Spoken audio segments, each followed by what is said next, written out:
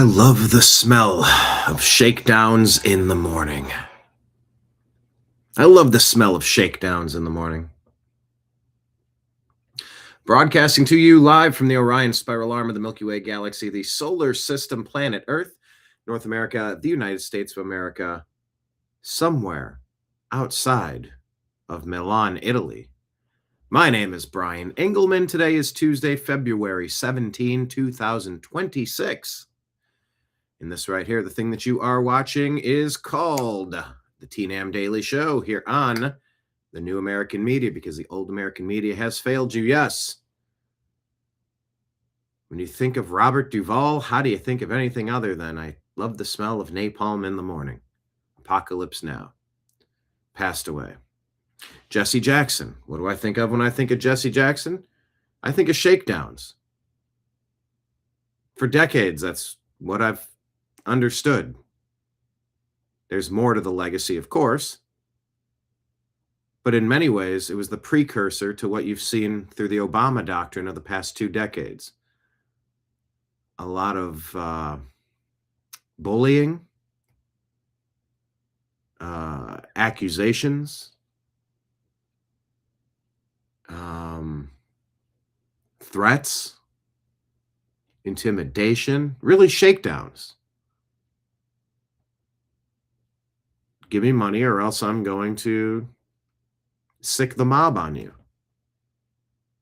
Now, maybe that's a oversimplification of what Jesse Jackson was all about. But how about this? How about we pull up a few different perspectives, including President Trump's, which his message was fairly nice. It was fairly nice. What I was supposed to say is if you have nothing nice to say, you should say nothing at all. But that's just, what do you think of? That's what I think of. Am I getting this wrong? So I would ask you, when you hear the name Jesse Jackson, what do you think of? A complicated legacy? A little bit of good, a little bit of bad, a whole lot of bad mixed with a little bit of good, a whole lot of good mixed with a little bit of bad. A lot of people are mixed bags. We know this. But yeah, there's been quite a few. You got Savannah Guthrie's mom allegedly still missing. Now they're saying maybe Mexico. James Vanderbeek. So this is like 4. Savannah Guthrie's mom, we don't know if she's expired, so we can't say, because, a lot of times you hear that it comes in threes. Happens in threes. So tell me in the comments. I'm very curious. How do you feel about Jesse Jackson? Like Leon's not mincing any words. All bad. All right. And R.I.P. Gus. Yeah. So we're going to talk about these situations. We're going to talk a little bit about Bannon, a little bit about Leader Thune. Why won't he pass the Save America Act? Why won't he put it to a vote? What in hell has taken so long? We're burning daylight, people.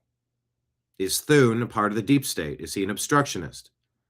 How long would it take to replace him? What does that process look like? I have no time to waste a single day. We're burning daylight, people. Get to work. And sadly, yet another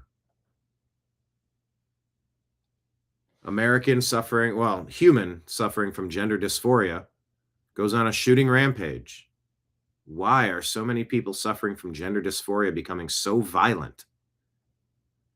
It's nobody else's fault that you're having a break with reality. The people that are getting violent are taking their frustrations out on other people when they need to look in the mirror. They're born how they're born. You're born a woman, you're born a man. There's no amount of plastic surgery or hormones that can change that.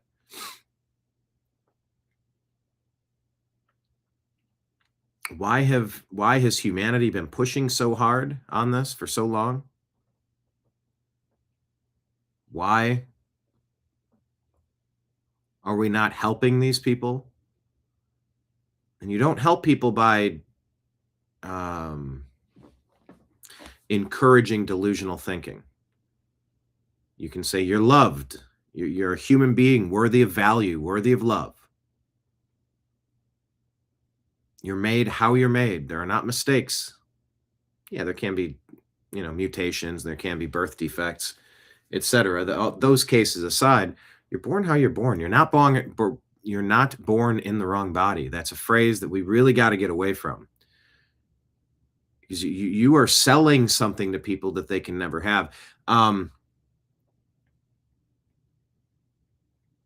don't know, what would that be equivalent to? Like selling a late night infomercial?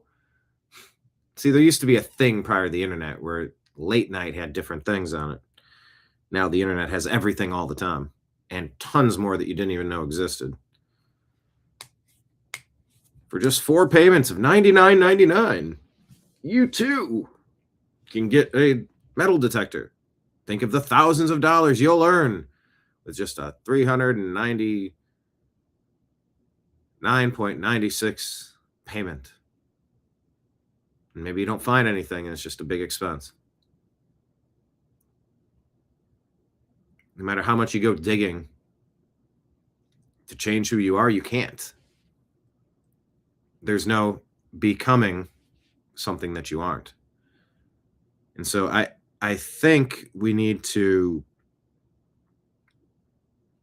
reevaluate what's going on with this gender confusion push. Some schools are still pushing this stuff. It's false expectations, false hope. You're selling false hope. This guy at a hockey game, yes, he had been mentally ill for a while and had been embarrassing people around his family, according to some reports that we were reading. Disturbed. I think he took out one of his siblings while one of his children while another one was playing hockey at the time, and several others, maybe his ex-wife. We'll unpack the story. It's terrible. And thankfully the reports, and it's 72-hour rule. We don't know what we don't know. Anything we mention about this story could be incorrect, so take it with a grain of salt. But I believe that there was a bystander there that wrestled the gun away from this person, but then he had a second sidearm that he used to end his own life. This is an epidemic of trans violence. A person suffering from gender dysphoria killed Charlie Kirk, allegedly, if you believe the original story, which I don't. I haven't seen. What proof do I have? What proof do you have? One way or another. I'm not saying let's believe Candace. I'm not saying let's believe the state. I'm saying show me the proof. Show me the Carfax. So we got a lot of stories to unpack on today's program. I'm going to ask you to hit the thumbs up button. If you're in chat, get out of chat, hit the thumbs up button, then open chat back up. Hit the like button, the thumbs up button.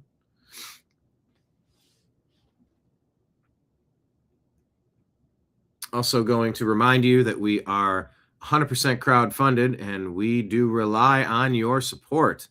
It is what keeps the lights on, especially when you get a $470 restream bill the same month that you get your $700 car insurance bill. And you go, oh, God, there's another $1,300, $1,200, $1,300. You just got to poof out of thin air. Great.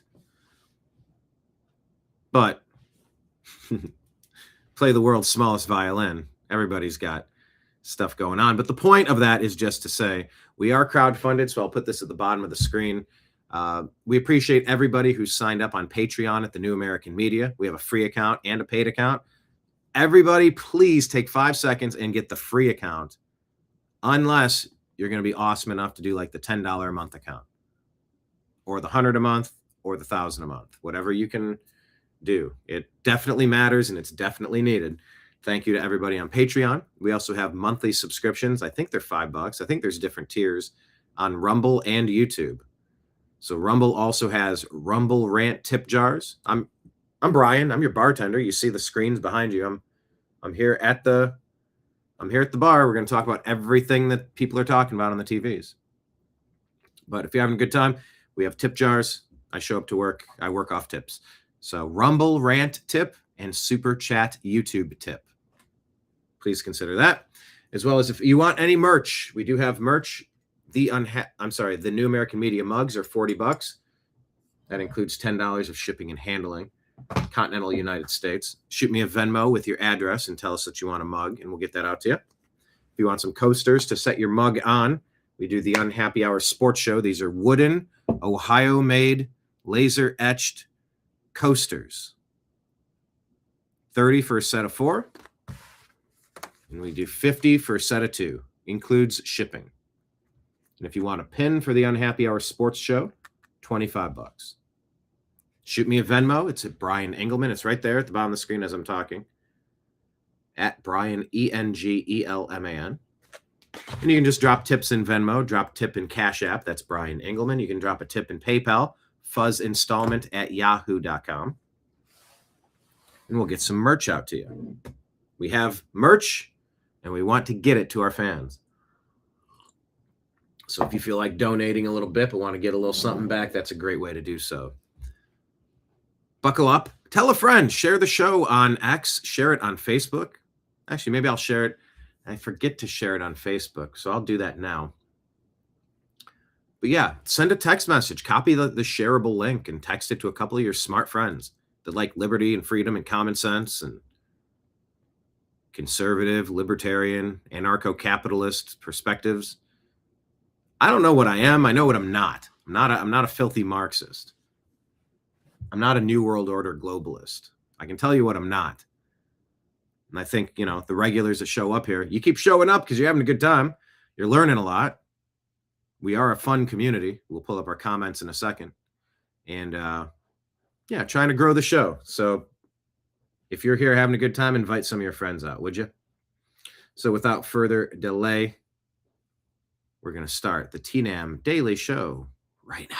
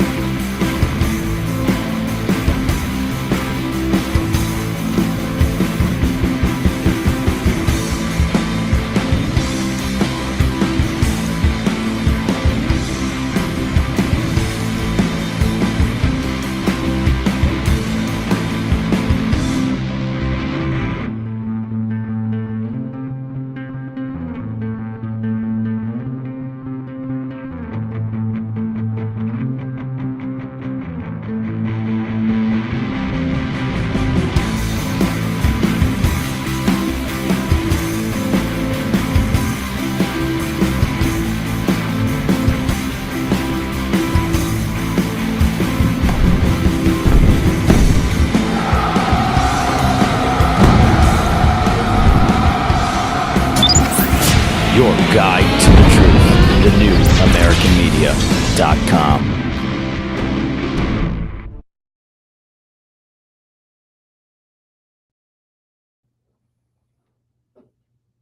Thank you so much for being here, everybody.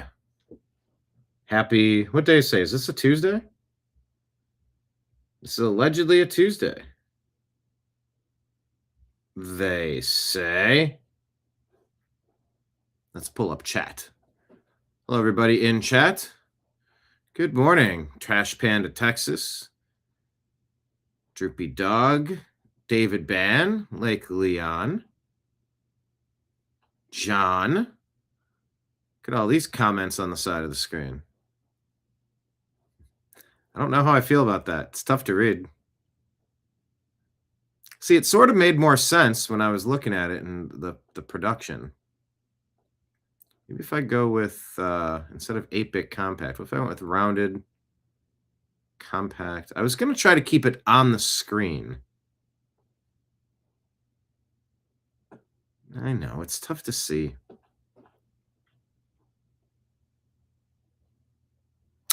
Lake Leon, you got early voting today. Tell me about that. Who are you endorsing and why?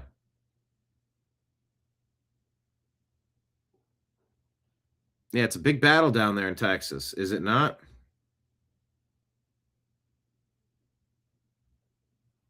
I do believe it is. Here, you know what? I can't do this with the chat. Let me, yeah, I'm going to have to change it back. All settings. Let's put the overlay on. Let's do the background opacity. Turn it black. Instead of compact, we'll go rounded. We'll keep it how I'm used to having it. I was going to try something different today. It just wasn't looking right. Calling audible. That's what we say in the biz.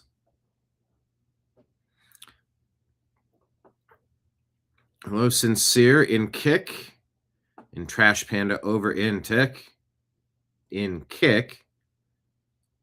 And Patriot Warrior in Rumble. Get it on. Got to get it on. No choice but to get it on. A mandate to get it on. That's the Adam Carolla intro. I do sort of like remembering people's catchphrases or their openings. Early voting. Hold on. Selling fall soap. What? Huh? What's happening? Who's selling fall soap?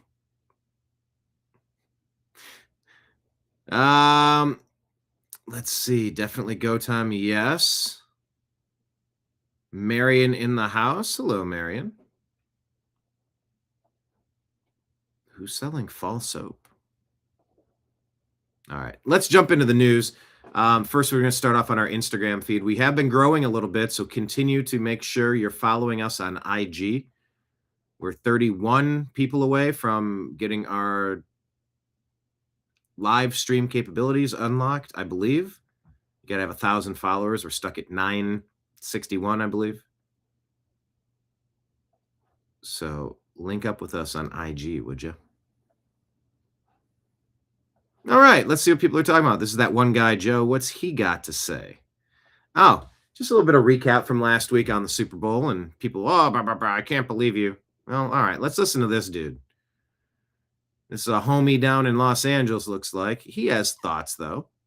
They kind of make sense. It's a better perspective than you hear people arguing about online. So I just found out that I have to like Bad Bunny because he's Latino. Did you hear that? He has to like Bad Bunny because he's Latino. Yeah, right. I don't even yeah, right. like reggaeton. I don't even like reggaeton. And to be honest, I had never even heard his music until the Super Bowl. I had never heard his music until the Super Bowl. And I watched part of the halftime show just because I was a guest at somebody's house, and I'm not going to tell them to change it. Yeah, all right, it's on the TV. I won't tell you don't watch it, but let me check it out. What are they talking about? And yeah, he confirmed everything I thought about him. He confirmed what he thought. Well, I sort of knew a little bit what people were saying. I had nothing to really compare it to. That's just gay as fuck. The music's gay, he's gay. And if you like it, homie, that's on you, dog. But don't... That's on you if you like him. Expect every other Latino to like that shit. Yeah, that is weird how non-white people are expected to act as a monolith. Oh, well, you must do this. You must feel this way. Oh, my gosh. You've never heard the types of racist things you'll hear until you hear a leftist confronted by somebody that's not white, that's not a straight white Christian man who disagrees with what they think. Oh, you'll hear the meanest conversations. You'll hear the meanest slurs, insults. Okay, so I just found out. So anyway, this guy, he goes, just to be clear, when I say gay, I'm not necessarily saying he's a homosexual. I say gay when I don't like something, but he is not gay homosexual. But he is a gay homosexual. LOL. That's not the issue, though. I can still listen to Juan Gabriel, and he's gay AF too, just saying.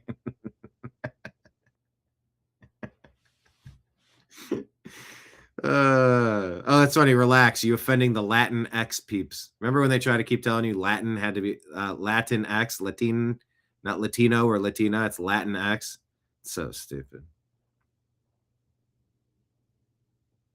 I like reggaeton, and Bad Bunny doesn't make real reggaeton. It sounds like that new mumble rap.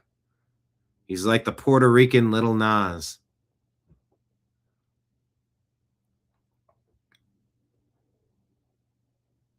So anyway, whatever. It is weird though how like he's saying, like, you think I'm supposed to like this guy because I'm Latino? Like, get the hell out of here with that crap. I don't have to do anything. And it really is strange how the left does try to force any non-straight white Christians, Christian males especially, into a box. I just found that kind of interesting. All right, let's talk about Jeffrey Epstein, of course, because you can't go a day without it.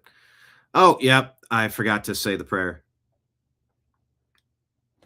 Let's do that together. Jesus Christ, Heavenly Father above, creator of all things in our universe, thanks for this day that you give us, and please continue to protect our hearts and minds against this evil, demonic, sick, sociopathic garbage that we have to unpack because of this Epstein monster. Continue to send your angels to protect our person, our home, our family, our friends, our neighbors, our community, our city, state, country, planet, solar system, and get to work. And please get to work distributing. And I will strike down upon thee with. Oh, geez. And I will strike down upon thee with something vengeance and furious anger. What is the phrase there? And I will strike down upon thee with great vengeance and furious anger, those who attempt to poison and destroy my brothers. And you will know my name is the Lord when I lay my vengeance upon thee. I pray for your vengeance upon the demons. Send your angels to get it done, because I am getting really sick of these stories. In your name we pray. Amen. So is that fair for me to pray for vengeance? You're not a good Christian. Jesus Christ said, turn the other cheek. Don't you tell me what Jesus Christ said. Don't you dare try to use my religion against me to make me weak and soft and a pushover. Not having it. You can cherry pick any quote you want. I want great vengeance and furious anger, those who attempt to poison and destroy my brothers. And I want them to know who is the Lord when he lays his vengeance upon you, you filthy motherfuckers. I don't. I guess, what are the 7 deadly sins? I think wrath may be one. Right?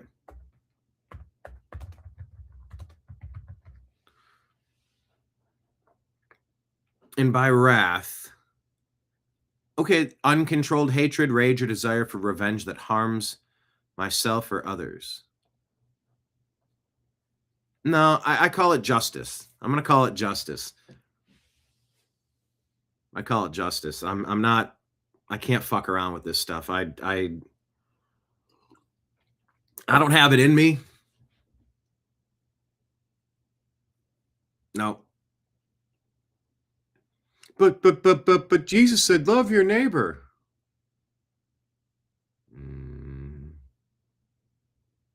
Okay. All right. You can love the demon. I'm going to hate evil. Let's see if I can. Hating evil. Let's see what I can find. Proverbs 8:13, the fear of the Lord is hatred of evil. Pride and arrogance and the way of evil are perverted speech I hate. O you who love the Lord, hate evil. He preserves the lives of his saints. He delivers them from the hand of the wicked. Let love be genuine, Romans 12:9. Abhor what is evil. That's hate evil. Hold fast to what is good. Or hate what is evil and cling to what is good. Amos 5:15. Hate evil, love good, and establish justice in the gate. There you go. We'll go with that one. Yeah, I'm gonna copy paste that one. That's pretty fair. I hate evil. Evil can fuck right off. One of these days I'll be able to clean up my potty mouth, but that's me using a highlighter. I'm underlining the sentence. I'm putting it bold in italics, all caps.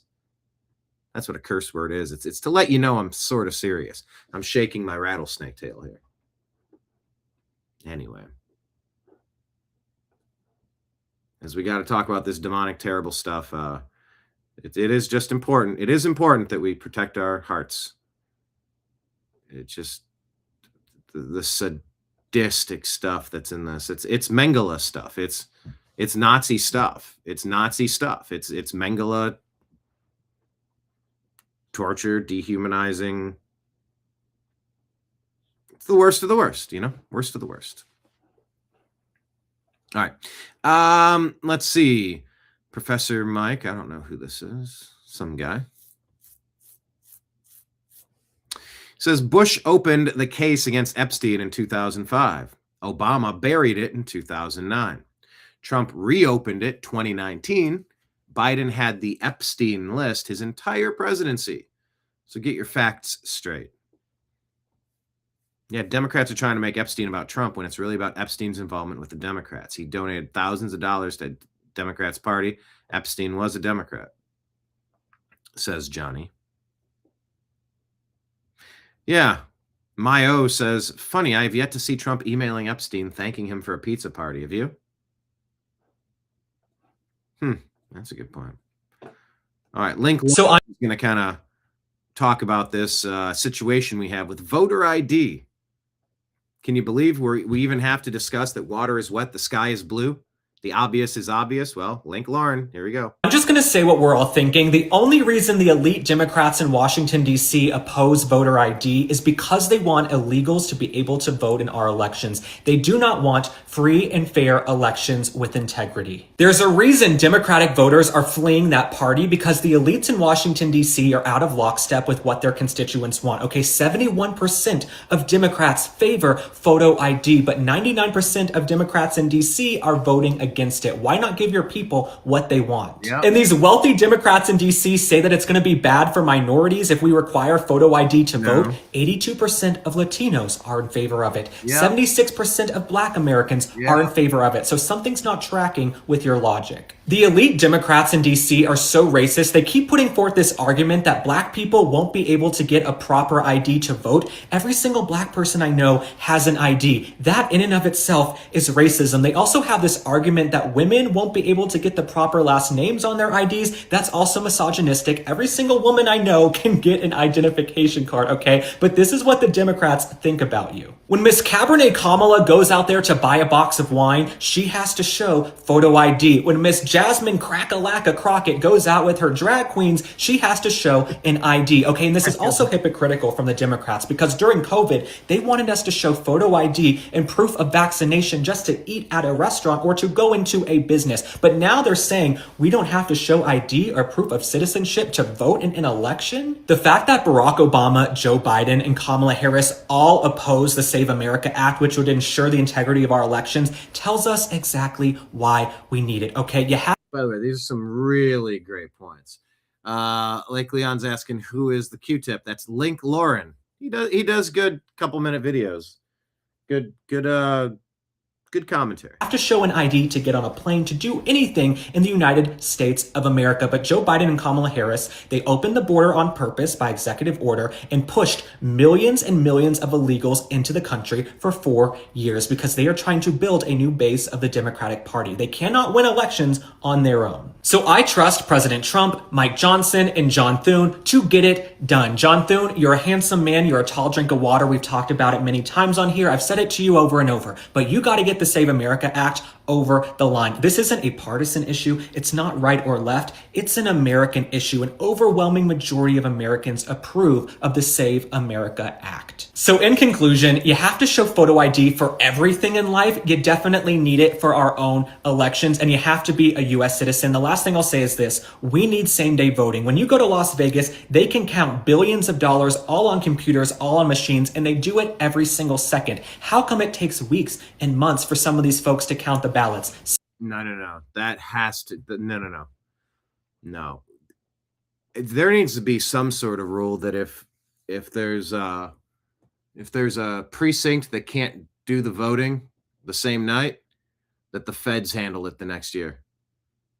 Maybe in perpetuity with oversight. Never again. We can never allow this again. A couple of little corrupt counties can overthrow the entire will of the nation. Never again. Same day voting, make it a holiday, photo ID, and citizenship. All right, I'm running out of time. I love you guys. Thanks for liking and following. Drop a comment. Tell me what you think. I'm going to keep speaking my mind. Okay, bye. So on. But yeah, I'm definitely in favor of this part. Take the first Tuesday in November. That's usually when these votes happen, right? Make that President's Day from now on. Federal holiday. Everybody gets the day off. No excuses. Just get out and vote. Trying to do this while you're working and before work, after work, and everyone's trying to do it at the same time. It's not ideal. I'm not trying to suppress people voting. But on the flip side, I think you should have to pass a test to vote. If you have no idea what's going on, you should stay out of it. If you don't know how to run an NBA franchise, you don't get a say in how to run a franchise. If you have no idea about the basic tenets of government and how things work, I don't want everybody voting. It used to be that only landowners voted because those are the people that had skin in the game. They had the most to lose, so they were trying to find the best ways to govern. Now it's like anybody can be convinced, hey, vote for me and I'll go steal from that guy that has more than you. Let's do it. Go get him. That is bringing out the worst in society.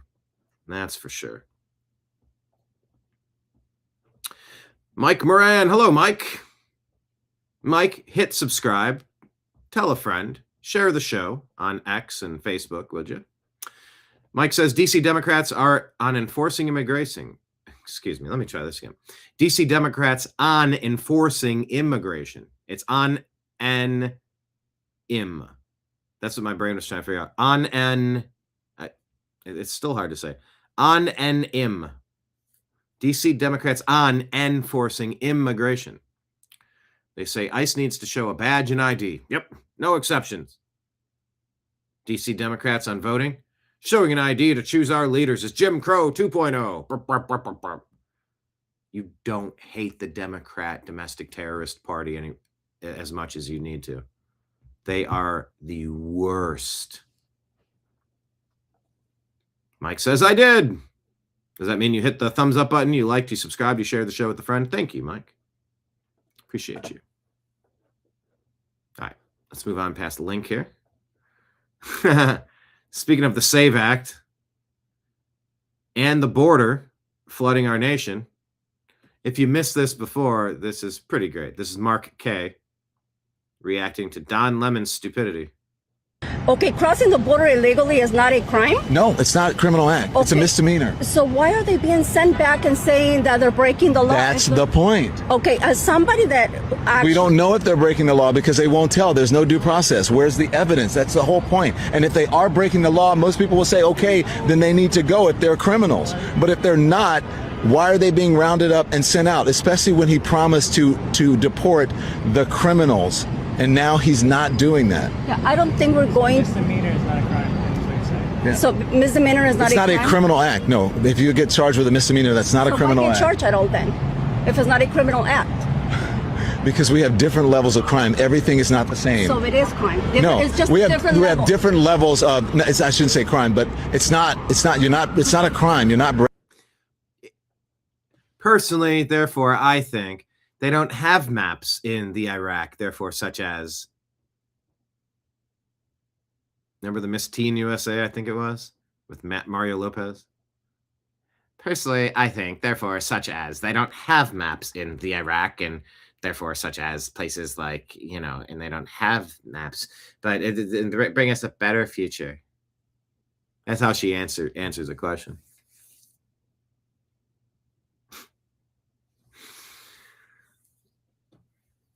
Yeah, this argument that it's totally legal to sneak into someone's country, it's not. Never has been, never will be. Hold on. Lake Leon will often call 911 when I start to spiral out, when I start going into a character mode for too long or getting silly. Just to be cautious. What was I starting to do? Is it about me doing it this time? I don't remember what I was saying. I often don't remember what I'm saying. I enter a dream state, a state of consciousness, a flow zone. I'm in my zone. Get in the zone, auto zone. Yeah, why does Lemon keep axing the same question? If you missed it yesterday, I was having a little fun with the word axe. It's ask, you asshole. Actually, I wonder if they have that I could show you. I just love the phrase, hold on. It's ask, you asshole.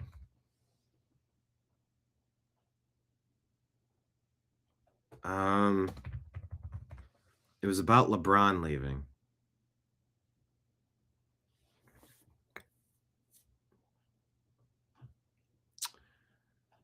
No, I can't find it. But it was pretty funny. He was talking about when he left for Miami.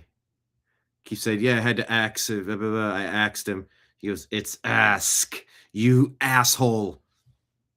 Can't find it, but I know it's a clip that used to make sense. Anyway, yeah, Don Lemon's the worst. Breaking the law. I mean, you are breaking the law, but it's not a criminal act. Oh, that's what I was starting to say. He sounds like AOC on the world stage. I think I'll play you some of that today. AOC and Marco Rubio. Breaking the law. No, you're not breaking the law. The misdemeanor is not Breaking the law. Was it 8 USC 1325, a misdemeanor for the first time and a felony the second? breaking the law. No, According to Cam Higbee. If you're speeding, drinking, get pulled over, DUI. that's not a criminal act. Well, no, if That's not a criminal act. This guy's so dopey. you're speeding is a misdemeanor. It's a Right. misdemeanor. So still breaking the law. Okay, well, if you want to qualify that, we're doing semantics. Because But what I'm you saying, pull- We're doing semantics. That's literally what you're doing. but what I'm trying to tell you is everything is not the same. It's all not one thing. But is it the PJ says she just got him to say it's a crime 3 times. She's awesome. law? What is it? The law that what? Is it a law to come Is over there a legally? law? Is there a law? There are rules that processes that you should follow. You can't say law now. There are rules and processes. Yeah, laws. Yeah, so you're breaking rules. You're breaking the rules, but you're not necessarily breaking a law. So what happens when you break the rules? Then you suffer the consequences. But the consequences should not. Look, no one is saying no one should Consequences should be removal. suffer the consequences. You guys are getting things mixed up. They broke him. He does keep axing the same question, but they broke him. Anyway, that's just just classic. I hope you enjoyed that. Oh, here's another man on the street gone right. What is this? How dare you use logic? I think this is a woman. If companies can pay women less, why don't they hire all women? If companies can pay women less, so that's what you hear. Oh, they make 72 cents on the dollar. They're working for, and it's not fair. And women don't make money. They don't have maps in places such as the Iraq, therefore such as. Are you going to make me play therefore such as?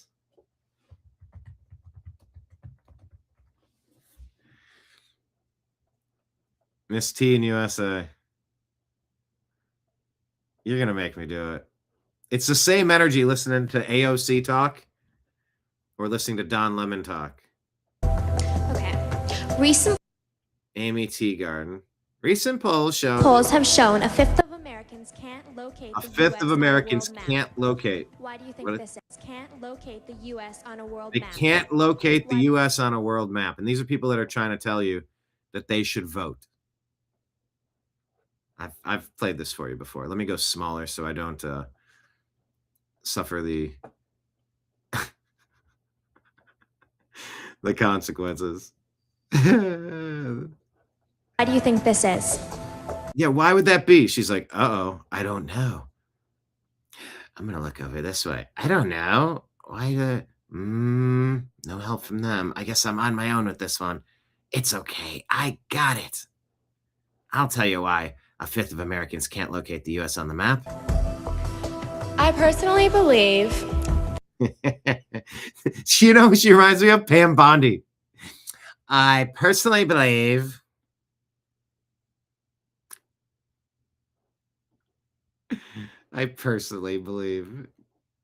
when people talk that way, it's like you're in for a doozy. I personally believe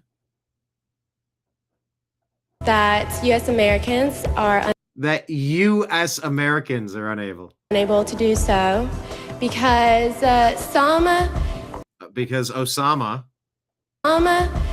people out there in our nation don't Yeah, there are some people out in the nation, but what don't they have? have maps, and Oh, they don't have maps. They don't have maps. I believe that our education, like such as in South Africa, I believe that our education, such as South Africa, have maps, and I believe that our education, like such as in South Africa, and our education, such as South Africa. This is Don Lemon trying to describe how a misdemeanor is not a criminal act. It's listening to AOC try to explain, well, should the U.S. defend Thailand against China? and the Iraq everywhere, like The Iraq everywhere. Oh, God, just listen. I got to keep breaking it up so I don't get a copyright, but enjoy. education, like such as in South Africa and the Iraq everywhere, like such as, and I believe that they should Everywhere, such as. our education over here in the U.S. should help the U.S. Our education here in the U.S. should help the U.S. I mean, our education over here in the U.S. should help the U.S. Or should help South Africa. It should help South Africa. Oh, she is struggling. And should help the Iraq and the Asian countries. And should help the Iraq and the Asian countries. She said, literally Saved by the Bell here. That's something Mario Lopez knows a lot about. Africa, and should help the Iraq and the Asian countries, so we will be able to build up our future. Look at the look on his face going, are you serious, lady? Mamu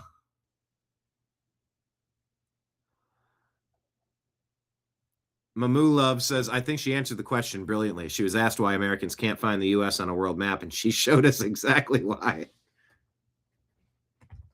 It's like listening to Don Lemon. I'm going to type this in the comments. It's like listening to Don Lemon try and explain how sneaking into America illegally is a misdemeanor crime, yet not a crime. It's like listening to AOC explain if the U.S. should defend Taiwan against China, therefore, such as the Iraq, for a better future. My brain just instantly goes to these clips. As a South African, I want to know why she dragged us into this. Kilowatt says she forgot the word she forgot the and world peace at the end. Q says when you need to get to that 500 word count, but you're out of ideas. Wait, is Kenneth in the chat yet? Because it's very Simpson-y. Like when Bart was talking about corn and maize. Thank you very much, South Carolina. He wasn't talking to the girl here. He was talking to the entire state of South Carolina and its school system. Almighty says when the teacher calls on you and you weren't listening. Jackson, I love how she said such as a second time with no follow-up. It's like she wrote down a list of smart phrases to use in context, but started to panic and just kind of threw one out randomly. If she just stopped after they don't have maps, it would have been a much better answer. Silent memer. She has the exact voice I was expecting her to have. It's like listening to Pam Bondi, to be fair. Lake Leon. Sounds like the bleaching went too far south. Yep, right into the brain. It seeped into her brain, Marion. I personally believe, therefore, such as the Iraq, they don't have maps. What'd you get, Lake Leon? You got another meme idea? Wait, I thought you were doing a fence post turtle. I'm still waiting on the fence post turtle meme team. Lake Leon is part of our TNAM meme team. If you want to join the TNAM meme team, send him a message. Shoot him a message on his YouTube channel. Therefore, such as, they don't have maps. That actually would be funny. If you had Pam Bondi and says, well, the Dow is 50,000, therefore, such as the Iraq, they don't have maps, and the African countries, and we could build a better future. The people that understand what that is, with that bleach blondie, personally, and therefore, I believe, such as the Iraq, they don't have maps, and Osama don't have maps to build a better future. A law is a law. Stop breaking it. Misdemeanor or whatever. Exactly. Anyway, I hope you enjoyed that. These moments pop up, and it just reminds me of it. But anyway, this lady's asked if you can pay. You're saying that women don't make the same for the same job. Why wouldn't employers only hire women? Only, exclusively hire women. Well, that's a whole nother story. But that's a whole other story, don't you know? No, that's literally what you're out there protesting. You're lying to people about it. Hang on, let me rewind it. We're so far off track. Let's click it and watch. Here we go. If companies can pay women less, why don't they hire all women? Well, that's a whole nother story. Really? I understand your argument, and I understand that you're angry. I'm not angry. I can hear it in your voice. Deflection. Ignore the question. Now you're angry. I can hear it in your voice. You might have voices in your head, lady. Go see a shrink. I'm not angry. Your voice. I'm hearing my voice and I sound pretty calm. You have now shifted the quality of your voice, and You have now shifted the quality of your voice. Therefore, such as the Iraq, they don't have maps. The African countries, therefore, such as, have a better future. Thank you for that. Okay. And you've just given me a condescending look, and that's another reason why we need feminism. And now I'm done. And thank you so much. Companies. One more time. This is great. If companies can pay women less, why don't they hire all women? Well, that's a whole nother story. Really? I understand your argument, and I understand that you're angry. I'm not angry. I can hear it in your voice. I'm not angry. Your voice. I'm hearing my voice and I sound pretty calm. You have now shifted the quality of your voice, and I thank you for that. Okay. And you've just given me a condescending look, and that's another reason why we need feminism. And now I'm done. And thank you so much. If companies can pay women. The comments are not disappointing. When they can't answer, they also go for a personal attack. Then they run away. Logic always makes them run away. Feminism is cancer. Feminism destroyed women and families. This woman is the angry one. She can't answer, so she changed the topic. Women's know when to play the victim card. Narcissism at its finest. If bro was any calmer, he would have dropped dead from his heart stopping. 0% logic, 100% hit and run. If you've ever wondered what gaslighting means, this is a perfect example when she says, and I understand that you are angry. Why are most of them like this?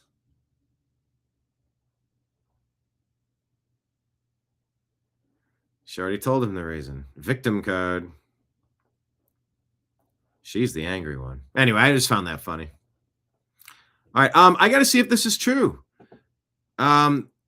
I have no idea what this Bruce is for real Los Angeles. Don't know what account this is. Is Jay-Z going to stop producing the Super Bowl halftime show after 11 years? Let's take a look. Let's check Grok. Will Jay-Z stop producing the Super Bowl halftime show.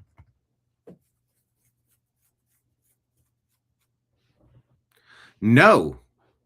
There's no indication Jay-Z or Roc Nation will stop producing the Super Bowl halftime show. NFL extended their partnership with Roc Nation in October of 24 beyond the original 5-year deal to continue handling halftime show production and performer selection. Boo. Jay-Z remains the key decision maker, as confirmed by producer Jesse Collins in recent reports. Goodell said it's mutually positive. What is wrong with Goodell? It's not positive. Y'all are failing. The deal is ongoing and stable, no end in sight. Claims of him being fired or the contract terminated are from satirical fake news pages and have been debunked. No real fallout. Partnership includes Roc Nation overseeing production via execs like Desiree Perez and Jesse Collins, tied to broader NFL music and social initiatives. Unless something major changes, Jay-Z's involvement will continue. How many white performers? How many non-white performers in Jay-Z halftime shows? I think it's just one white guy, and that was Eminem for a cameo.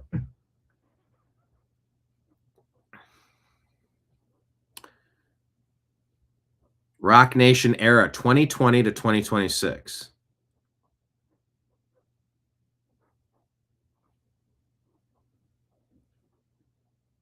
Shakira, J-Lo, and... Wait a minute. They say that Bad Bunny was a part of the 2020 show?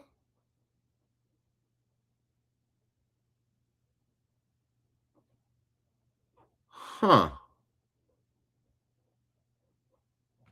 Okay.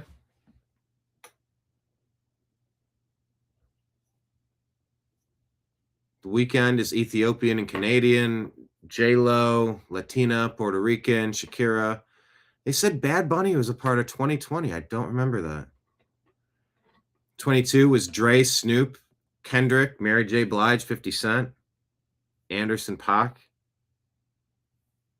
Eminem's white. Rihanna's Barbadian. Usher, Alicia Keys, Her, Little John, Ludacris, will.i.am, Jermaine Dupri, all black. 25, Kendrick and SZA, all non-white. 26, Bad Bunny, Lady Gaga, Ricky Martin. I guess Lady Gaga is white. So that's 2.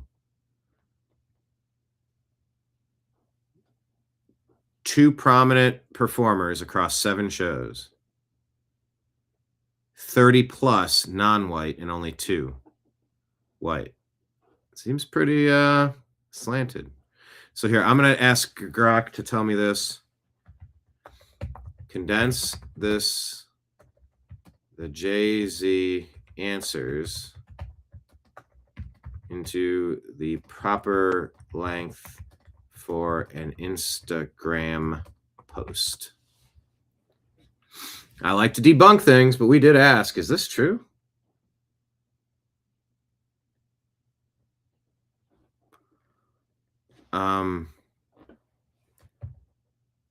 Shorten to 200 characters.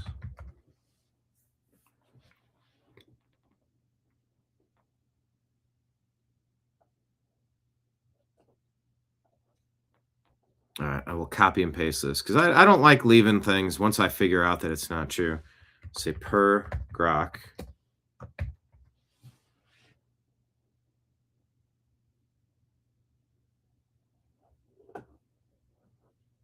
All right, so that's not true. I will not follow this account.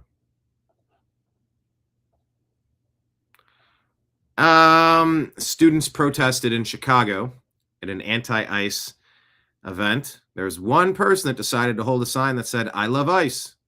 Instead of allowing me to express my opinion, I was assaulted just for standing up for law enforcement. We support ICE and law enforcement. I support ICE. That's crazy, bro. I don't know what's crazy about this. Yeah, I'm going to punch you. You're going to punch me? Yes. And you're going to get in trouble for that. Okay. Whoa. Chill out, bro. I stand for my beliefs. I'm gonna peacefully stand here and support my beliefs. I support ICE and law enforcement. Fuck yourself. Whoa, that's against school code. No swearing in the school. They're on their way there right now. We also have students walking out of the building as well, starting their protest. I support ICE and law enforcement. Am I allowed to stand here? You are allowed to walk around. Okay. I'm allowed to have this sign too, like everyone else? Okay. Be part of the protest. I just stand for my beliefs, you know, like this is okay. We support ICE and law enforcement. I support ICE. That's crazy, bro. I don't know what's crazy about this. Yeah, I'm going to punch you in the face. You're gonna punch me? Yes. And you're gonna get in trouble for that. Okay. Whoa. Chill out, bro. I stand for my beliefs. Let's see what Grok says. Danny Spud held the sign, confronted by a student, the fat kid. Puncher immediately detained and subdued by school security. School officials haven't publicly released details on discipline. They're staying silent per local reports. No confirmed arrest or criminal charges. School disciplinary matter. Assault by a minor on school grounds. Usually it's a suspension or expulsion rather than immediate police involvement.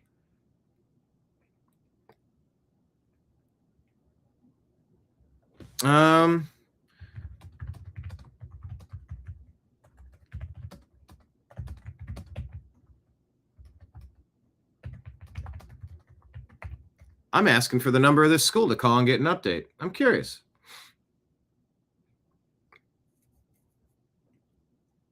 Here, let me pull this up. 847-438-5155.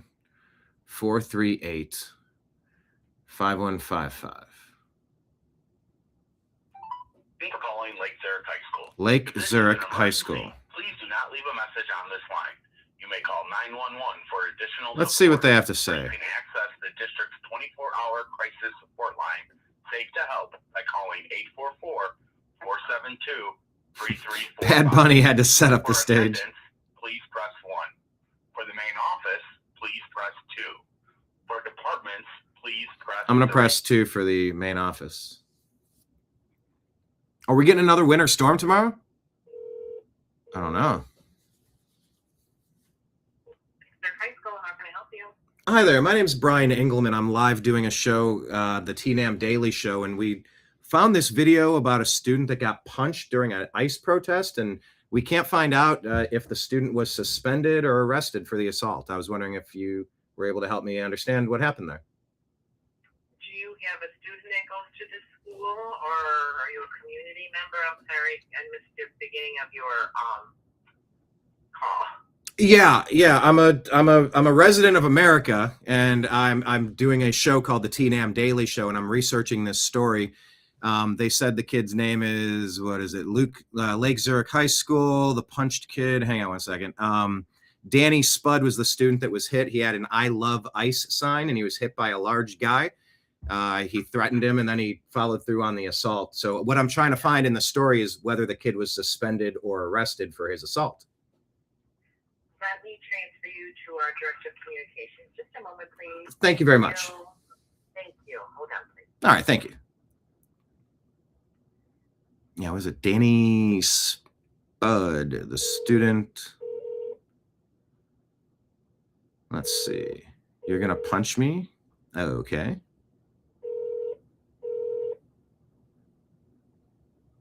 School officials haven't publicly released details on... Hi, this is Jean Malik. I'm not able to take your call. Oh, it went to voicemail. Please leave a message after the tone, and I'll return your call shortly. Thank you.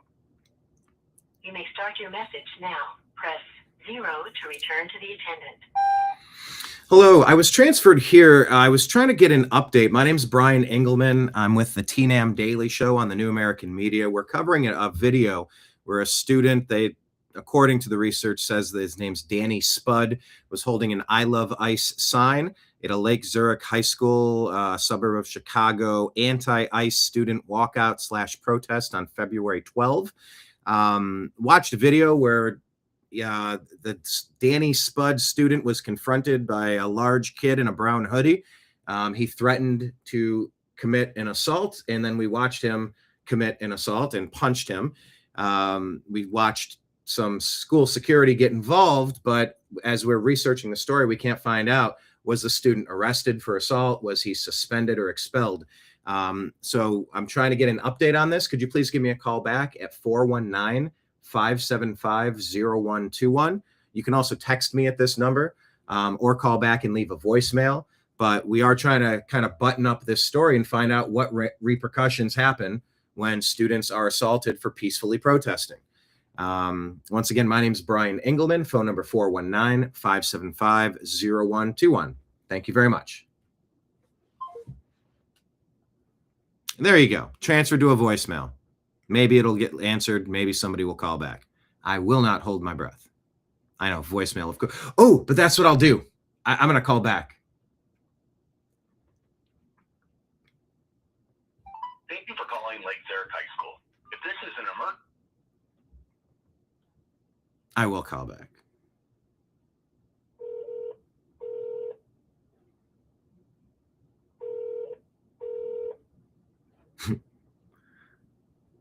Lake Zurich High School, may I help you?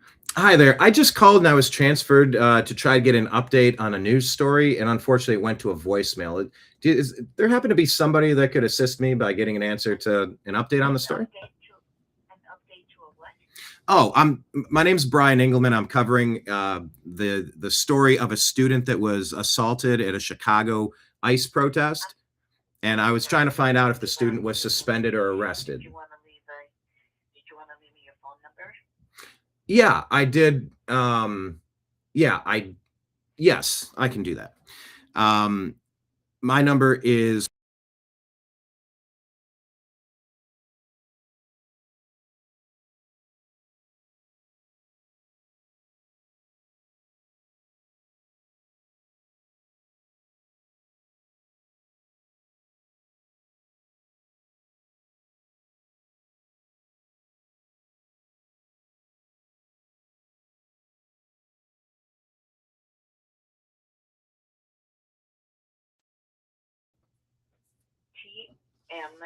it's for the New American Media, TNAM, the TNAM Daily Show.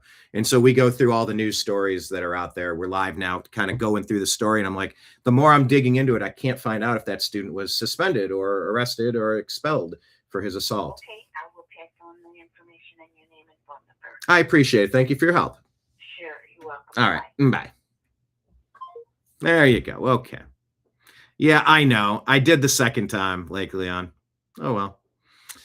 There you have it. I thought of it once I had already done it. Oh, well.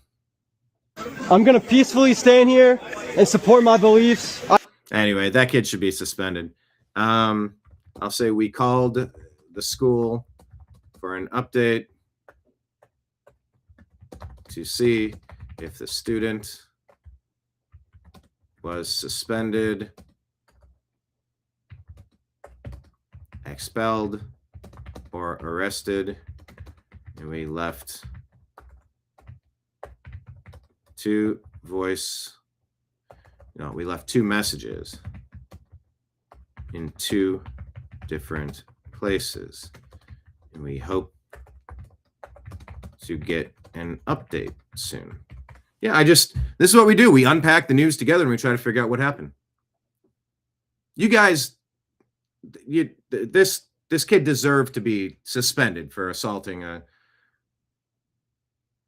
kid who's holding the normal, obvious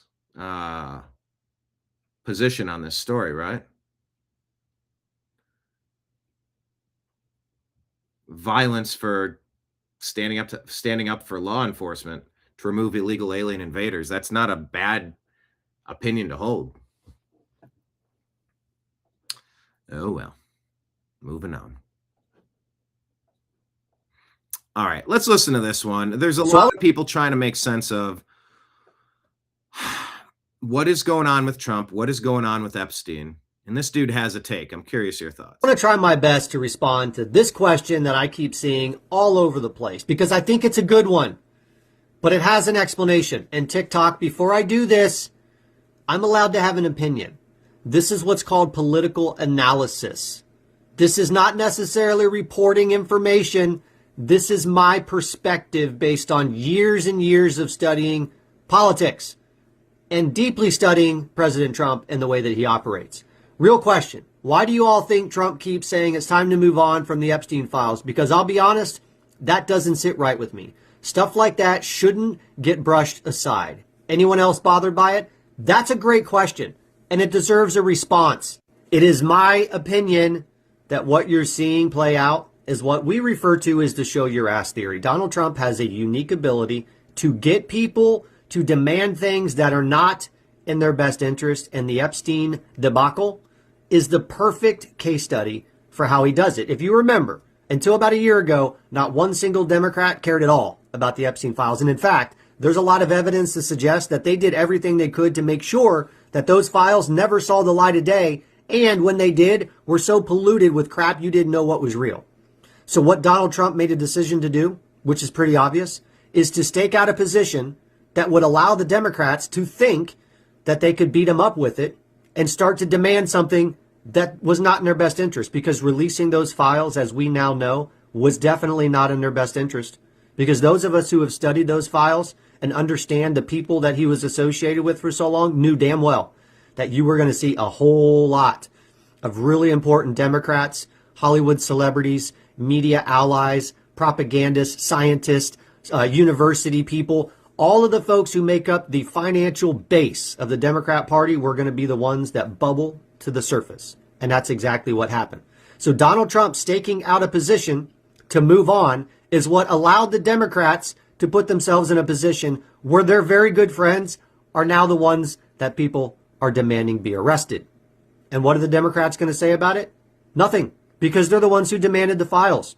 But Trump's not done yet, because you see, now, because of those files, the American people are starting to demand arrests. Now, arrests might be challenging. Making strong legal cases against people is probably going to be hard, but the political case is very easy to make. So we are at the place today where now people are starting to demand arrests. And what's Trump doing? To show your ass theory. He's staking out the same position. It's time to move on to get those calls for arrest to be louder and more pronounced. So when those arrests happen, who do you think are going to be the ones arrested? So I want to try my best to respond to this question that I keep seeing all over the place, because I think it's a good one, but it has an explanation. And TikTok, before I do this, I'm allowed to have an opinion. This is what's called political analysis. This is not necessarily reporting information. This is my perspective based on years and years of studying politics and deeply studying President Trump and the way that he operates.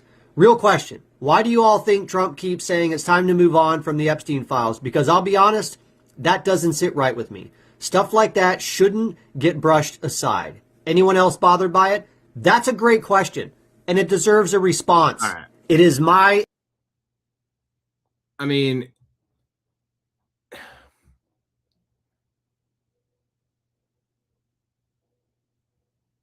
it's obvious that every time Trump wades into the conversation, they demand more. They want more. They're not happy. They push for more. And it's almost like if you struggle in quicksand or you struggle in a snare, it's going to make things worse.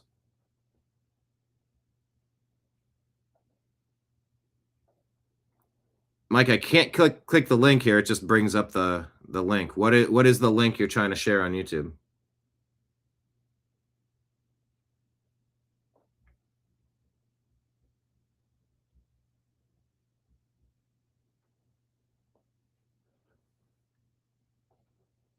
So is Trump going slow walking this to just drum up the interest more, to get more cover? Because he's got, you know how many people he has on his ass pressuring him not to do this, trying to convince it, all the banksters. There are so many people involved that are trying to keep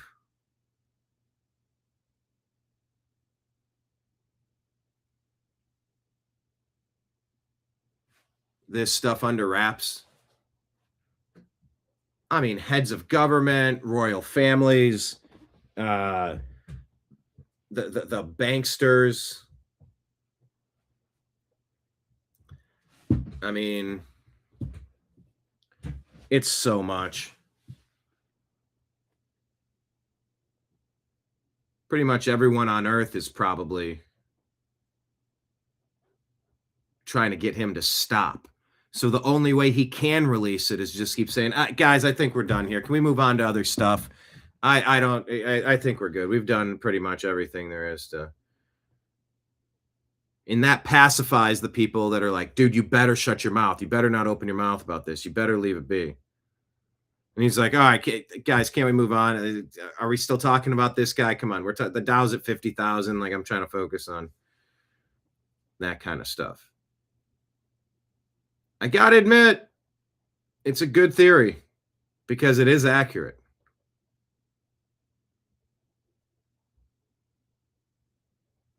Whether it's intentional, I don't know.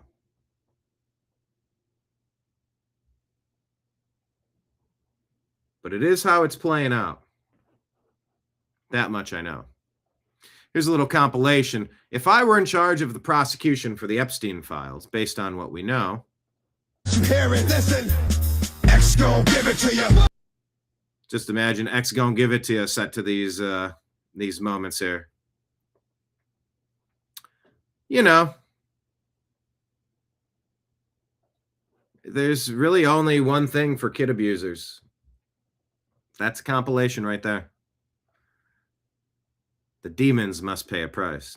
Oh, Mike was, yeah, your comment above with Jay-Z dancing with the known Satanist, Maria Abramovich. She said, it's not very fun. It's not very fun yesterday because she's being confronted for being who she is. Well, that's what you get for being who you are. All right, here you go. Trigger warning, literally. David Harris Jr. shares this video. New. Horror strikes a kids' hockey game in Rhode Island. Gunman opens fire from the stands. Young girl was K'd and 4 injured before the shooter D's. Reports indicate a brave father jumped in to try and disarm the gunman. You know, and the weird part is like that sounds almost like pop, pop, pop, pop, pop, pop, pop, pop, pop, pop, pop. Something you might hear in a hockey arena.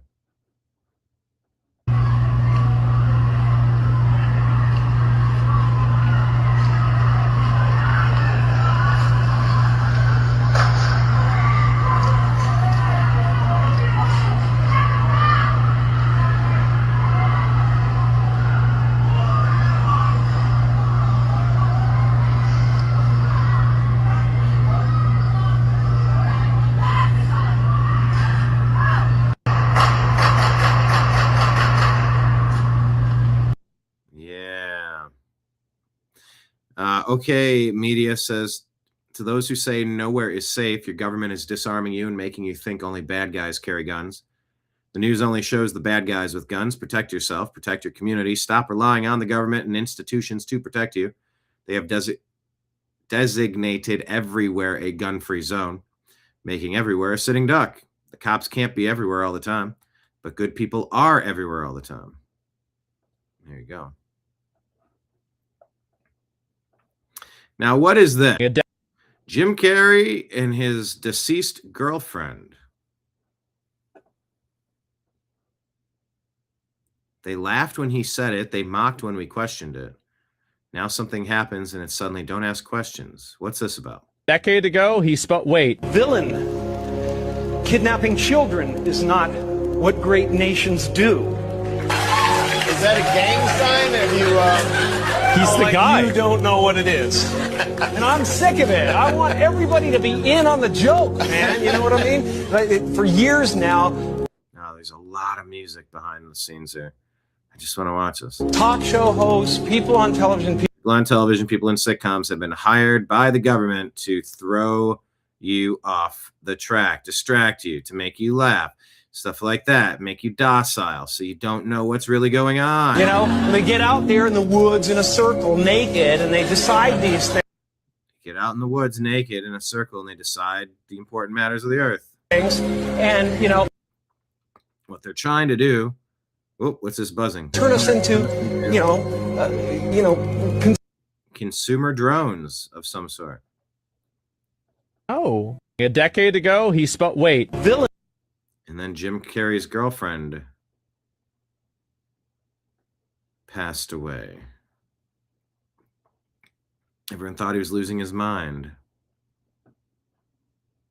Came out throwing up the triangle, talking about Bohemian Grove. All you have to do is focus on Jimmy Kimmel's facial expression, and the truth is known. Called out V companies too. It hurt him, but it saved plenty of children from parents.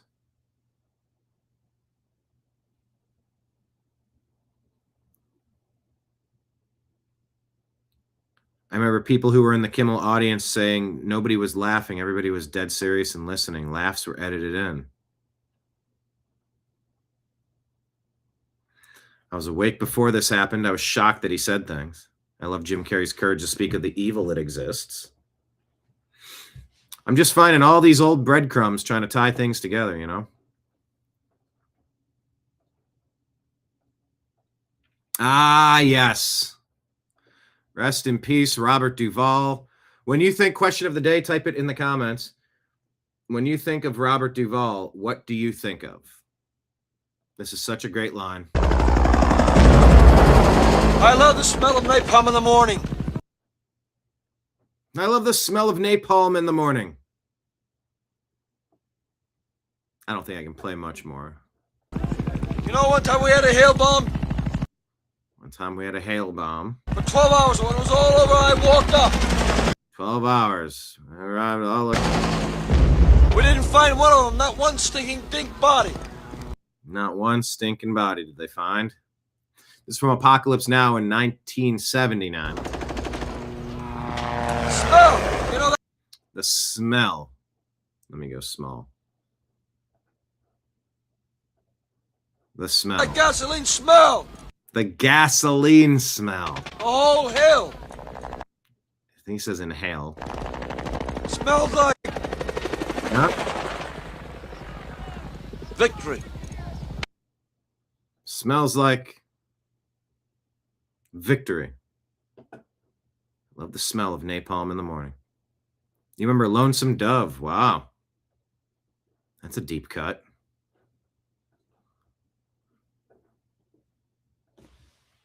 Rest in peace,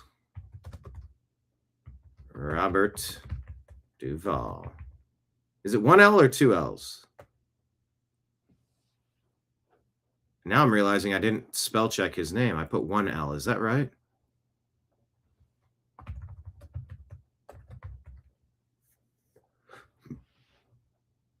Please tell me it's right. I don't have to go back and edit. Oh, doggone it. Two L's. 95 years old. Oscar for Best Actor, Tender Mercies, is a faded country singer. Nominated for The Godfather in 1972 is Tom Hagen, the calm concierge. Lieutenant Colonel Kilgore, Apocalypse Now. Gus McRae in Lonesome Dove. There you said Gus, yes. To Kill a Mockingbird. Not Mockingbird, Boo Radley. He was in Network. The Great Santini, Colors, and Falling Down. 100 films and TV projects. I did spell his name incorrectly. It's Duvall. I'll have to fix that.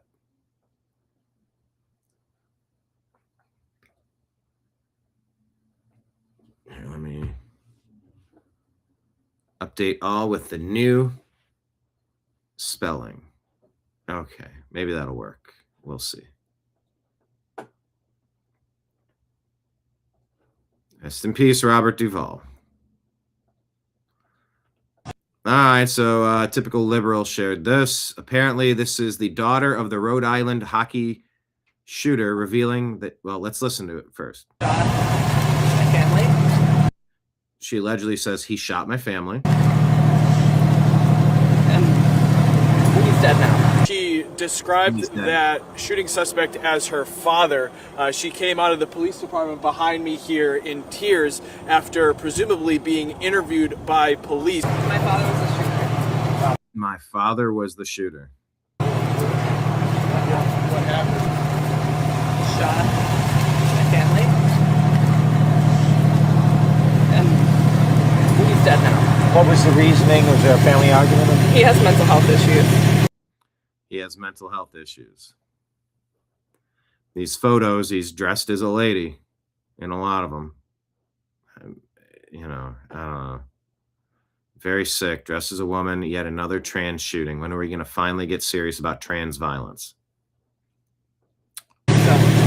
So yes, she goes on to describe those mental health issues a little bit more. She says that he had been struggling with mental health for quite some time. She said, quote, he was very sick. So you either help people or you encourage them to keep playing in their delusions. If there's sharks in the water, you don't let them keep swimming out there. You bring them back in for their own safety. You got to bring these people back to reality.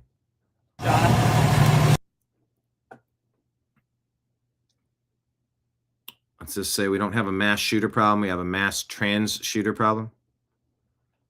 It's always the same people. Make mental institutions great again, these comments. It's a great example of what the Democrat Party has become. Anyone recognizing a pattern here? Second trans mass shooting in less than a week. I'm not surprised at all by design. When is it going to be confirmed that every shooter was on an SSRI cocktail from Big Pharma? If liberals didn't have guns, the gun deaths would drop 90% overnight. God-fearing father would never take out his family. I bet the Democrats are going to try to defend him too. Mental illness, and then you mix hormones into it. It's a recipe for disaster. Yeah, someone hug her. The kids survived. Wait, 2 dead, shooter as well. Ex-wife was killed, but I heard the kids were shot, but both alive, and I hope they make a quick recovery. Both kids were shot? I thought one kid was on the ice. He said everyone that was shot that wasn't killed is in critical condition. Rhode Island.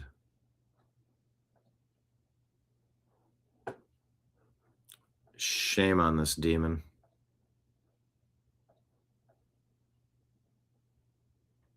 You want to take yourself out? Don't do it to other people. I know, the poor daughter, how sad to deal with that. I can't play you this clip, but this is Robert Duval from, what movie is this from?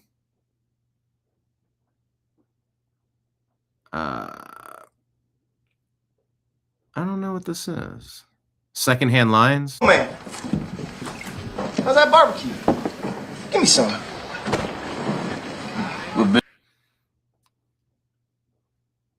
It's a decent little back and forth. He sets this guy straight and then he messes up their gang. Secondhand Lions. Can't play too much of it, but this is a pretty good moment there. It's a little corny, but whatever. Boy, get lost, all right? What'd you say? Anyway, I'm not going to repeat it, but it just kind of goes on, and he rocks him. Secondhand Lions. And this is a short clip. It's a better full clip. I like that scene. Daily reminder that the left released 0 Epstein files. Not too happy with Trump, huh? Well, how happy are you that Democrats didn't do anything to help? Why didn't the Biden administration release those files? Was that something that they felt would look bad while they're running against this guy, or why didn't they come out during your administration? To give you an answer that will not satisfy your curiosity, I will tell you, we, perhaps to our damage, but we strongly and rightly believed that there should be an absolute separation between what we wanted. Therefore, such as the Iraq, they don't have maps, Africa, the African nations, therefore, such as an administration and what the Department of Justice did. We absolutely adhered to that, and it was right to do that. The Justice Department would make its decisions independent of any political or personal vendetta or concern that we may have. And that's the way it worked. Why didn't... That made no sense.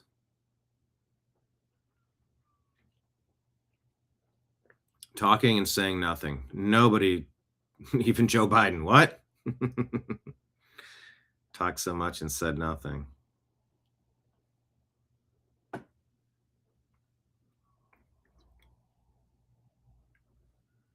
Yeah, listen, President Trump and Elon Musk set the trap, and the Democrats took the bait. Democrats had the Epstein files for 12 years of the past 17 years. Brilliant idea.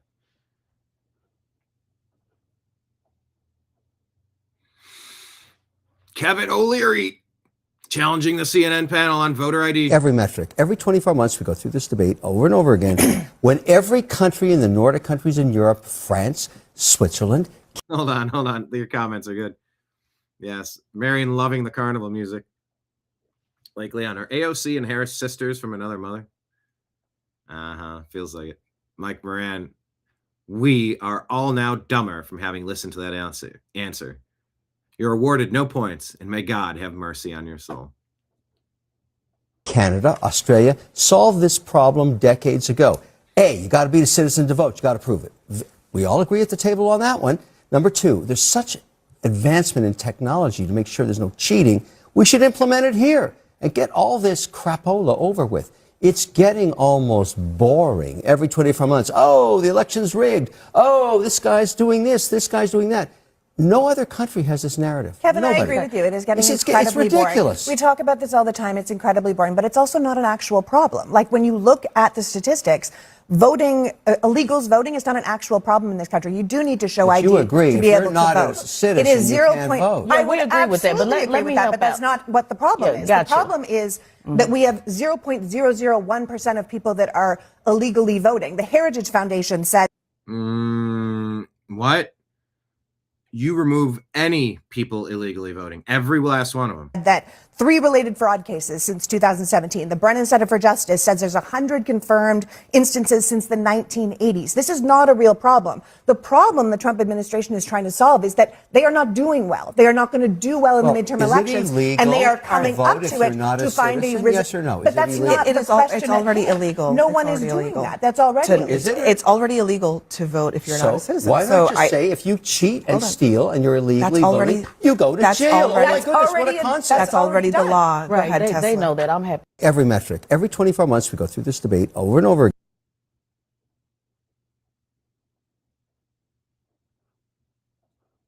again. Yeah, it's a broken record. Now, what is this? Kurt Cobain talking about things happening. Oh. Let's listen to this interview. Kurt Cobain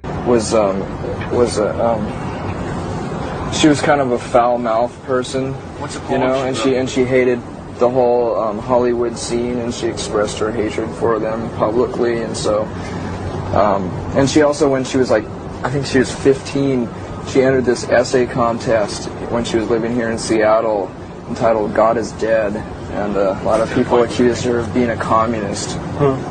And then she went to New York and was a part of this acting troupe.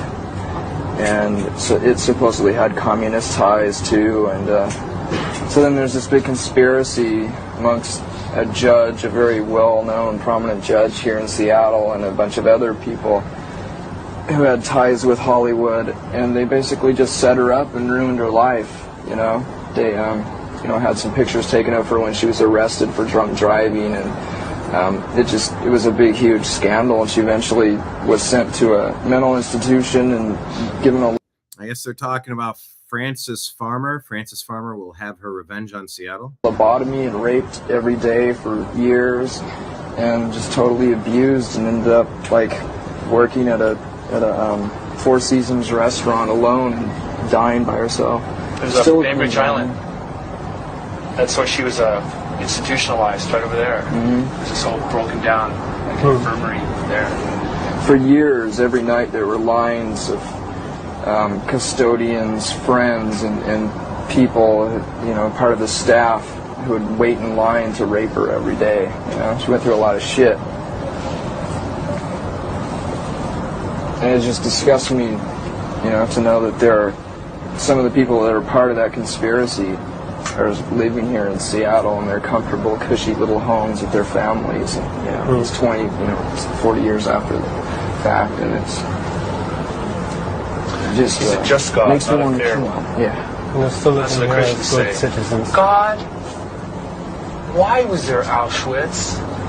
Well,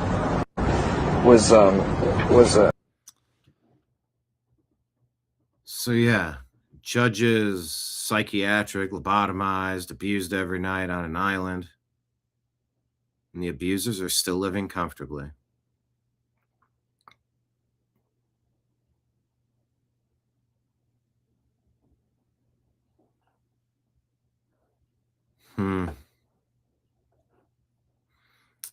Just an interesting claim of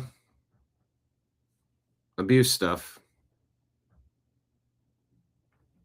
Not saying it's connected, just saying.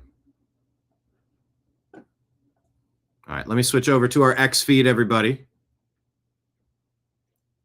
Yeah, Frances Bean. Kurt did name his daughter Frances Bean. You are correct. Frances Farmer, Frances Bean. Hit like, hit subscribe. Make sure you're following us on X. We are at American_media_. It says, from sports to spirituality, comedy to Congress, and freedom to firearms, seeking truth, challenging dogma, and having fun. Join the mostly civil conversation. Want to boost these numbers? Jesse Jackson passed away. Let's kind of buzz through what other people are saying about him. MJ Truth Ultra says, in the 1990s, Jesse Jackson considered Donald Trump a good friend and praised him for doing more than anyone else to help minority communities. Trump also supported Jesse Jackson's presidential ambitions in the 1980s when everyone dismissed him. So what happened? Well, Trump became a Republican. The Rainbow Push Coalition. Young Trump. I don't know. I feel like let's just let this play today. Let's watch this whole. I now want to bring forth. Oh yeah. And now I want to bring forth. He had a very unique speaking voice. A friend who has, well, he is deceptive in that his social style is of such. One can miss his seriousness, and his commitment for their success is beyond argument. When we opened this Wall Street project and we talked about it, he gave us space at 40 Wall Street, which was to make a statement about our having a presence there. And beyond that, in terms of reaching out and being inclusive, he's done that too. And created for many people a comfort zone when I ran for the presidency in 84 and 88. And many others thought it was either laughable or something to avoid. He came to our business meeting here in New York because he has this sense of the curious and a will to risk to make things better. And so aside from all of style, and his pizzazz, he's a serious person who is an effective builder of building with a builder of people. Last year, he was a part of our workshop, of our panel workshop on what are the challenges and opportunities. And so this, a year later, Donald Trump, for a few minutes, challenges and opportunities to embrace the underserved communities. Donald Trump.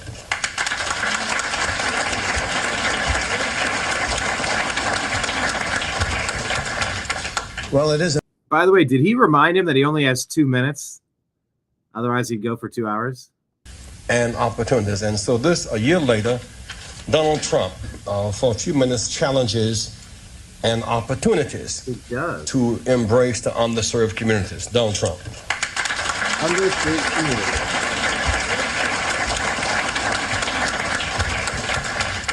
Well, it is an honor to be here, and I was with Jesse last year, and we had a lot of fun, and it was a little different. Jesse started off by saying, most of the wealth in this country is in the hands of a few. And I thought to myself, is that a bad thing? What's wrong with that, Jesse? But he did have an expression last year. And I was just telling Roger, He had an expression last year, the wall on wall must fall. And you haven't used it today, and I'm very disappointed in this, Jesse, because I thought it was a great expression.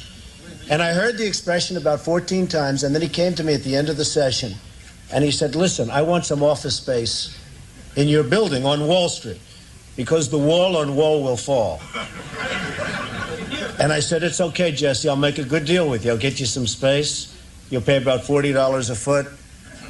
And he said, no, I don't want to pay 40. I said, how about 30? No. It was the cheapest deal I ever made in the history of 40 Wall Street. Is that right? He got it for nothing. He's a very tough negotiator. We know that, right? Nah, he's a terrific guy. We love him, and I'm here for him. And the snow came, and I said, gee, nobody's going to show up, and look at this place, it's packed. Well, I'll just say a few words. I mean, Wall Street and New York City and this whole region is doing unbelievably well. I'm building a job on the West Side, which is the largest job ever approved by the New York City Planning Commission. You see it going up along the West Side Highway. It's almost 10 million square feet. It's 18 buildings, and it's really going to be something.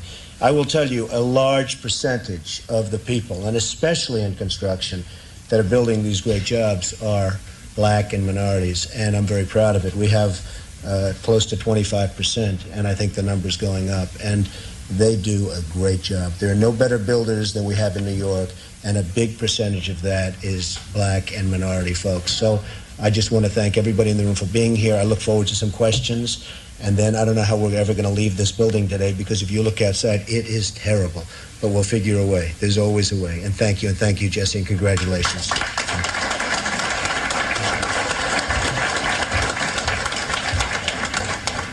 And with all of that wealth, Trump wants a free ticket to the affair tonight.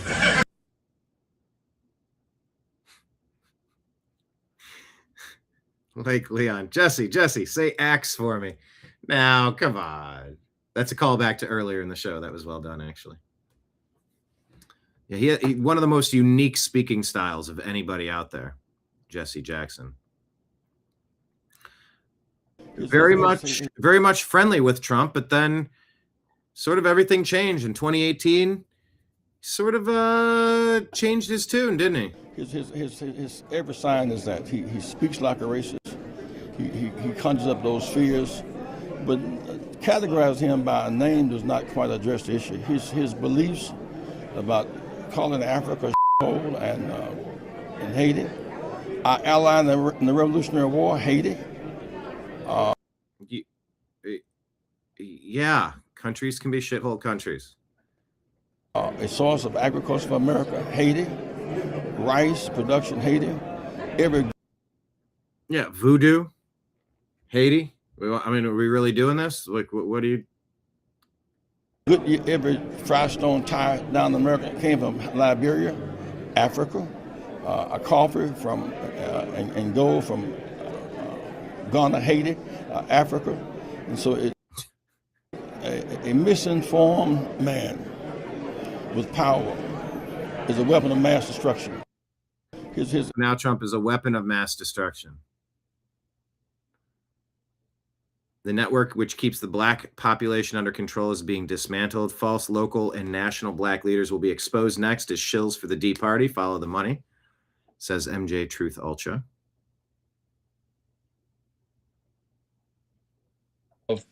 Especially in construction. Oh, yeah.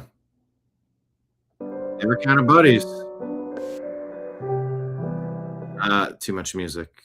How do you mute the music? A timeline of Trump's bigotry. Yeah, Trump's always been cool with as many people as possible. None of the other stuff really mattered. It's the media that love to call him names. Anyway. Let's see.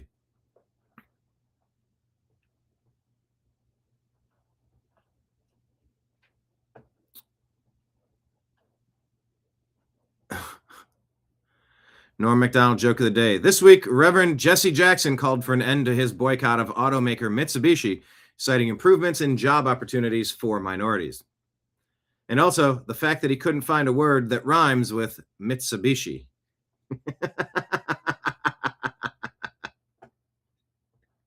Is that a real Norm joke? Lake Leon, yes, Jesse, Trump is my weapon of mass destruction. I voted for that. What's up, Durius on Rumble? How are you? Hit like, hit subscribe, please. By the way, good reminder that we do have Rumble Rant tip jars and Super Chat tip jars available. If anybody wants to throw something into the tip jar as I stand out here on the street corner playing songs, going through the news, telling you what there is to know, and playing you clips and trying to deliver a solid product as both the producer, the engineer, the on-air talent, and all of the things that you see. Let's see. Durius says, I'm 64. I probably think that Beatles song was about me. I'm so vain.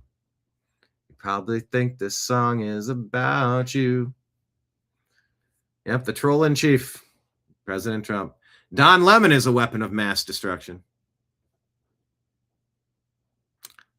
Do I make the joke?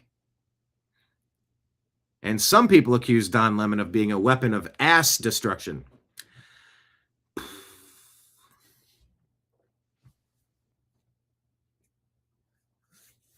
Guys, I'm sorry. I couldn't not do that. Let's see. Yeah, but Trump gave them free space at 40 Wall Street.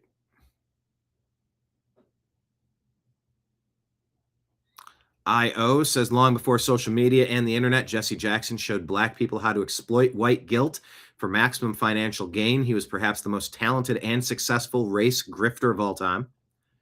See, I knew him as a race hustler, a shakedown artist. He was a humble servant of Christ who ended up with an estimated net worth of $8 million and a long list of corporations, Toyota, Anheuser-Busch, Coca-Cola, NASCAR, that he shook down via protest and boycott threats into contributing to organizations that he founded and ran and drew salaries from. By contrast, race hustler Al Sharpton's net worth is estimated to be below $2 million. I.O. continues, like his mentor MLK, he was also dishonest and a philanderer. His lying about where he was when King was shot is perhaps the famous whopper he ever told. Why would he lie about that? In realizing that white guilt was one of the most underexploited markets in the American economy, Jackson blazed the trail for many other opportunistic blacks, and this is his most important legacy. I mean, that's sort of how I've always known Jesse Jackson. Jesse Jackson was pro-life in 1973. Abortion is too nice a word for something cold like murder, allegedly, according to Life News.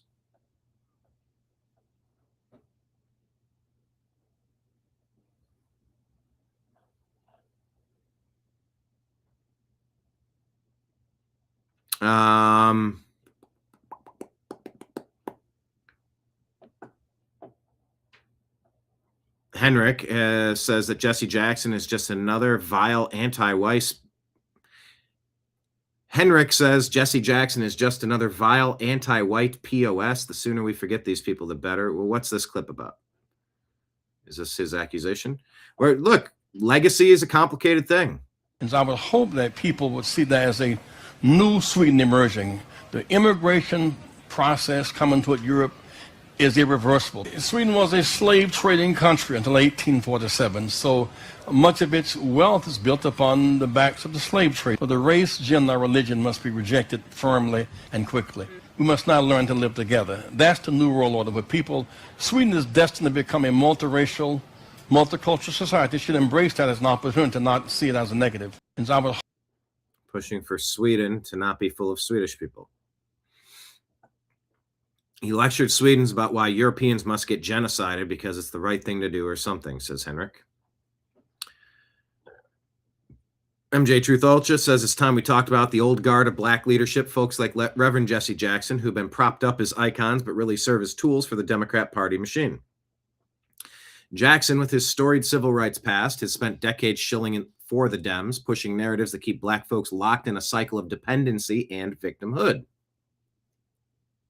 Think about it. Jackson's Rainbow Push Coalition sounds empowering, but it was only about rallying black votes for Democrats while delivering zero real change. He's mastered the art of showing up at every crisis, protests, funerals, you name it, to amplify outrage, painting black people as eternal victims and white folks or the system as unending oppressors. This isn't accidental. It's a control tactic. Yeah. If you didn't have a Jesse Jackson, you would not have had a Barack Hussein Obama, a community agitator or organizer.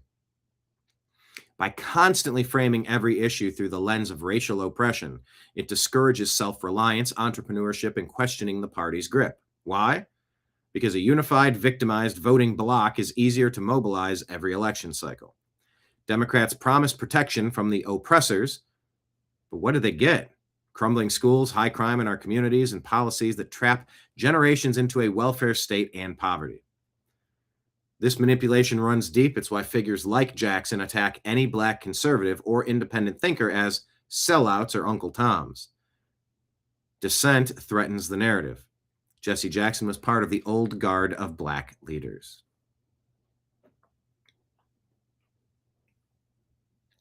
Scott Greer says Jesse Jackson is what MLK would have been if he had lived longer.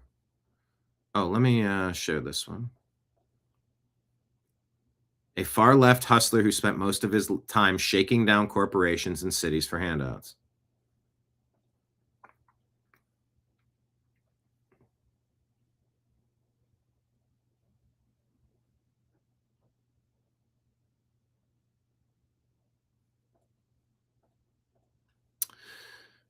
Matt Forney says Jesse Jackson was a transparently corrupt pimp and race hustler. Like every other civil rights leader, his organization Push existed to do shakedowns on businesses he deemed were insufficiently diverse. Nice restaurant over there, white boy. Would be a shame if something happened to it.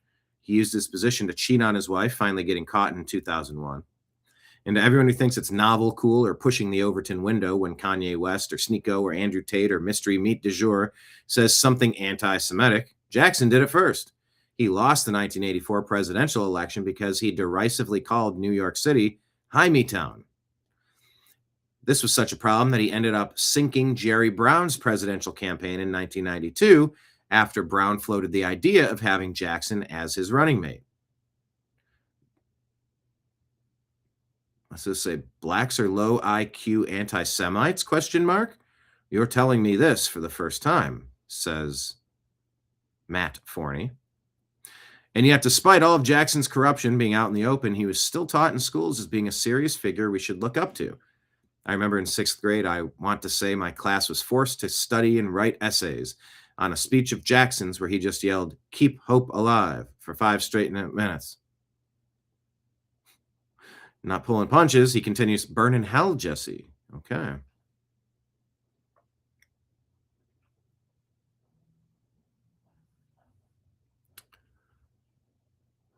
Jeremy Carl, I was not a fan, to put it mildly, of the late Jesse Jackson, but he was an extraordinary orator with a living link to the time that the Democrat Party could speak naturally with the rhythms of the church. His 1984 Democratic Convention speech, exerted here, is a masterpiece of political rhetoric. I'll drop a link in the post and an audio of text for the full speech.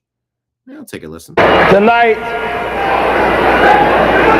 we come together bound by our faith in a mighty God, with genuine respect and love for our country, and inheriting the legacy of a great party.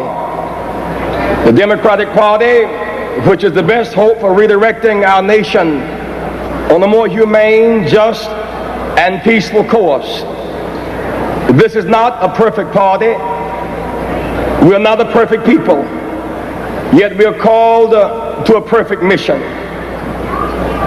Our mission: to feed the hungry, to clothe the naked, to house the homeless, to teach the illiterate, to provide jobs for the jobless, and to choose the human race over the nuclear race.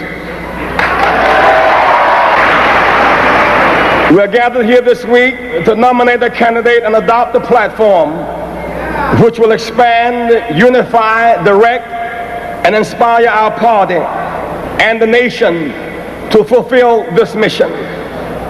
My constituency is the desperate, the damned, the disinherited, the disrespected, and the despised.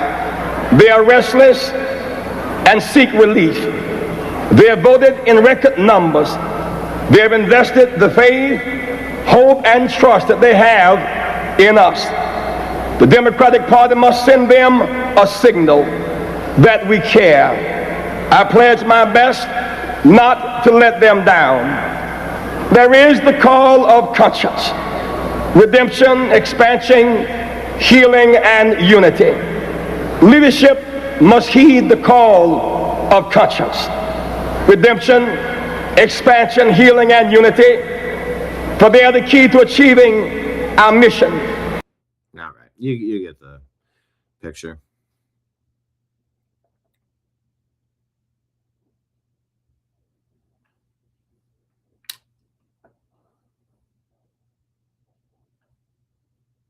Cynical Publius says Trump is a racist who loves Jesse Jackson. Somehow Democrats are able to reconcile these two ideas. I don't understand how their brains work, if at all. President Trump said,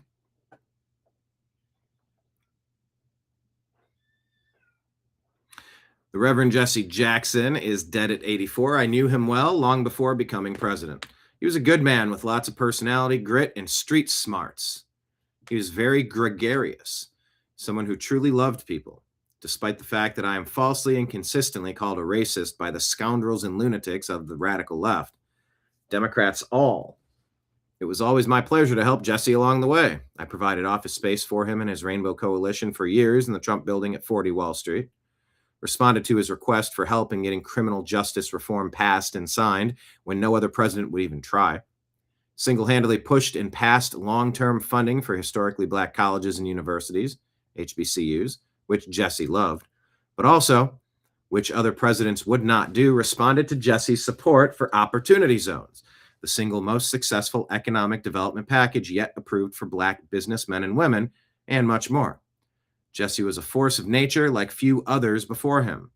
He had much to do with the election, without acknowledgement or credit of Barack Hussein Obama, a man who Jesse could not stand. Me neither. He loved his family greatly, and to them I send my deepest sympathies and condolences. Jesse will be missed. President Donald J. Trump. And there you have it.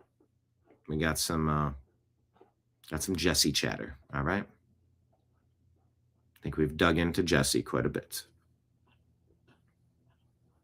All right, let's keep it rolling.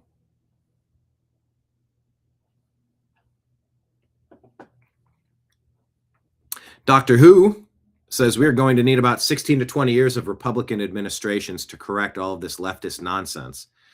Sadly, that feels about right.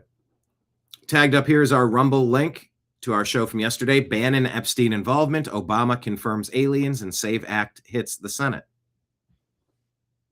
Please check that out. Subscribe on Rumble. Reminder, you can tip us on Rumble rants and super chats. We shared this story yesterday. Basil the Great said Japan unveils new anti-Islam laws on halal, large mosques, call to prayer, etc. Praying in the street. Readers added context saying that Japan has not enacted nationwide bans on that stuff. Multiple fact checks and reporting show no such laws. Disputes are about local opposition and accommodation, not legal bans. I thought you should know.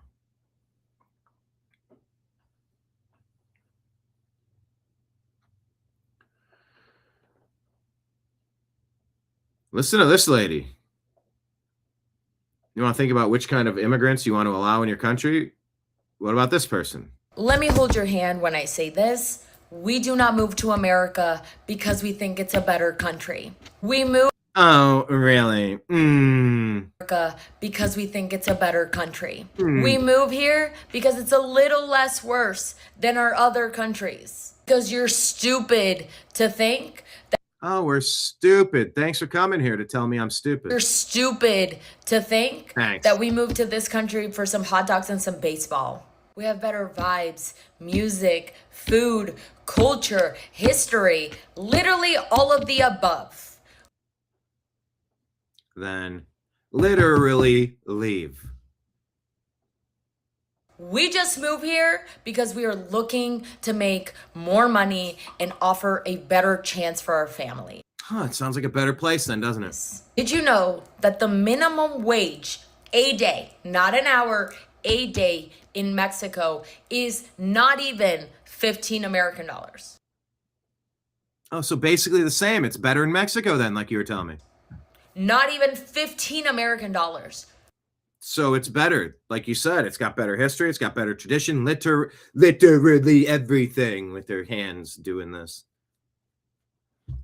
Okay, so go back there then, since it's so much better. Right now with $15 in San Diego, I could go maybe buy a matcha and half of a granola bar, honey. If you support ICE, you support people getting destroyed. If you support families getting destroyed, I hope you rot in hell. And I will see you there, babes, for sure. Okay, dork. Came here for the money. I don't even like this country. America isn't better. Just a place where she can earn more. I don't know this country anything. Okay. Pocket Change said we need to close the border to people who hate our country, and social media would be a check. Let me hold your hand when I... A social media check would be an easy first step. I agree.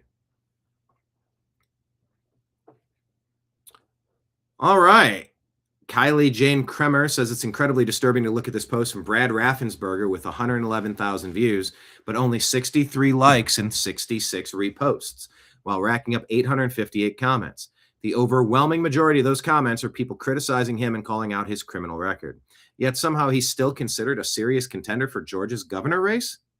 That should concern everyone. The reality is that many voters don't actually support him, yet he continues to be in control of the machines. To this day, as a born and raised Georgian, I've never personally met someone who says they voted for him in past primaries, yet he somehow never dropped below 50% on election day. The math simply doesn't add up. Too many questions remain about the role of Dominion voting machines and who controls them, says Kylie Jane Kremer. The 2020 election was stolen, and the world knows Brad Raffensperger played a role in it.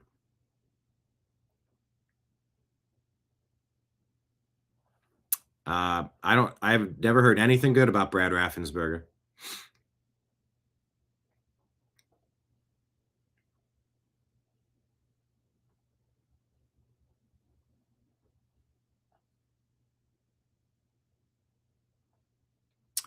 Roger Stone chimes in on something else. We'll switch to Steve Bannon. At last, Roger says, Steve Bannon has been exposed for the Trump-hating fraud that he really is. For Steve, convicted child sex trafficker Jeffrey Epstein was his brother and a god. For Steve, Trump is stupid and should be removed under the 25th Amendment. For Steve, our movement was nothing more than a grift. Gateway Pundit reporting, Bannon breaks silence, saying that Epstein texts were for documentary and vows that the film will destroy the myths of the notorious predator. Maybe. Maybe not. Or maybe he'll change it now. I don't know.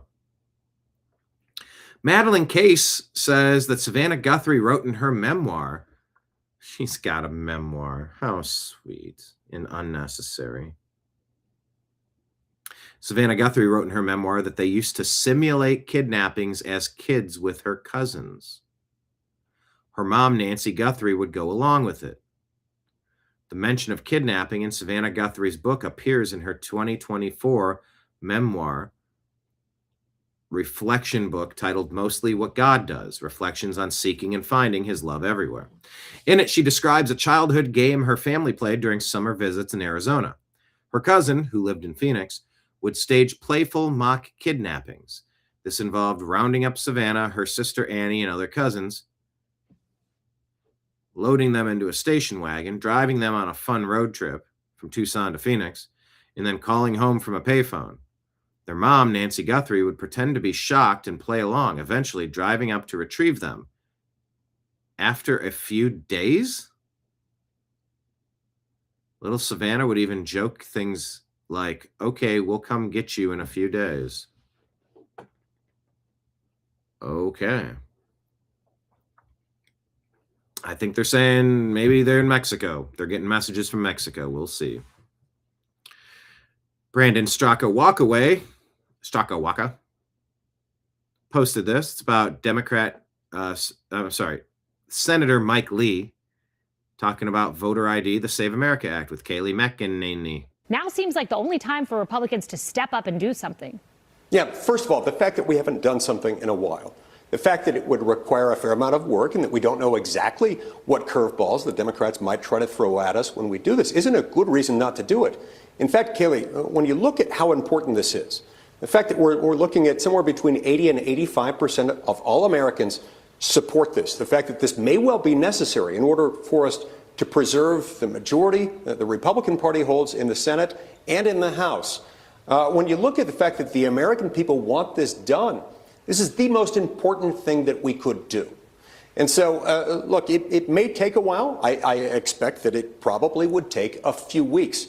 It would be far worth the investment, and I believe we could get it passed. What we do know is that if we don't try, it won't happen, and it won't pass. We've got to try this, Kayleigh. The American people demand it. Now seems like the only time for Republicans to step up and do something. Yeah, so step up and do something. Beating a Democrat filibuster is going to take hard work. That's exactly what the American people demand from us. Sherry Unfiltered says, Leader Thune, you should be embarrassed. 71% of Dems want voter ID. 95% of Republicans want it. Who owns you? You are not working for the American people. We demand to know who owns you. Come on, Thune, do something.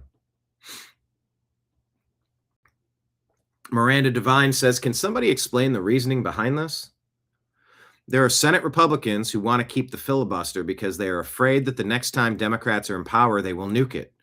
But what makes them believe Democrats won't immediately nuke the filibuster regardless of what they do? And then set about packing the Supreme Court with lots of KBJs, adding 2 new hyper-Democrat states in D.C. and Puerto Rico to entrench their rule in perpetuity. Of course, that's what the Democrats will do. Why would any Republican trust them? The talking filibuster just seems to be a lame compromise with a handful of stubborn handouts. Gunther Eagleman says, Leader Thune, where is this? Leader Thune is wasting time in the Senate and squandering a majority of support on the Save America Act. We have 50 co-sponsors. It's time to nuke the filibuster and get it to Trump's desk now. Hustle Bitch shares this. Is this a full report? Let's listen. New testing shows Nantucket's sewer water is filled with cocaine. According to the Inquirer and Mirror, the island's cocaine markers have routinely exceeded national and regional averages. Oh, I almost had a spit take. It's according to what? Cocaine, according to the Inquirer and Mirror. According to the Mirror. The Mirror. Now, I've never intentionally done cocaine, but don't you chop it on a mirror? Chop your breakfast on a mirror. Taste me, you will see. More is all you need. Dedicated to how I'm killing you.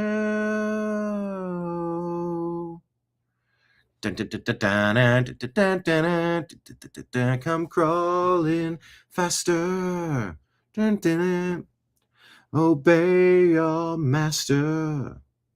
Metallica, if you don't know. According to the Mirror, the Inquirer and the Mirror, the person asking and the Mirror. According to the Inquirer and Mirror, the island's cocaine markers have routinely exceeded national and regional averages. 2 spikes in October and December reached nearly 3 times the national average. Nantucket's health director says the data will help provide their behavioral health partners with actionable information. New testing shows Nantucket's sewer water is filled. So the more you know.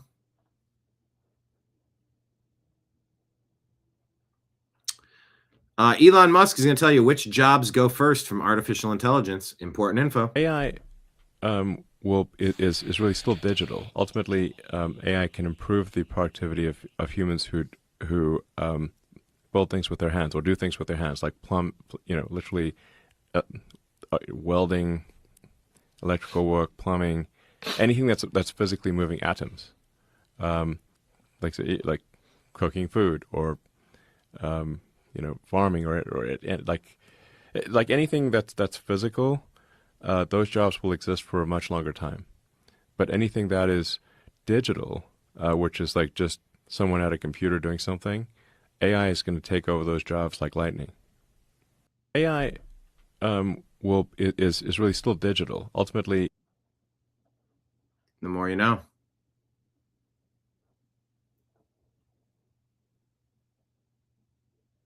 Welding, electrical work, plumbing, these jobs exist for a much longer time.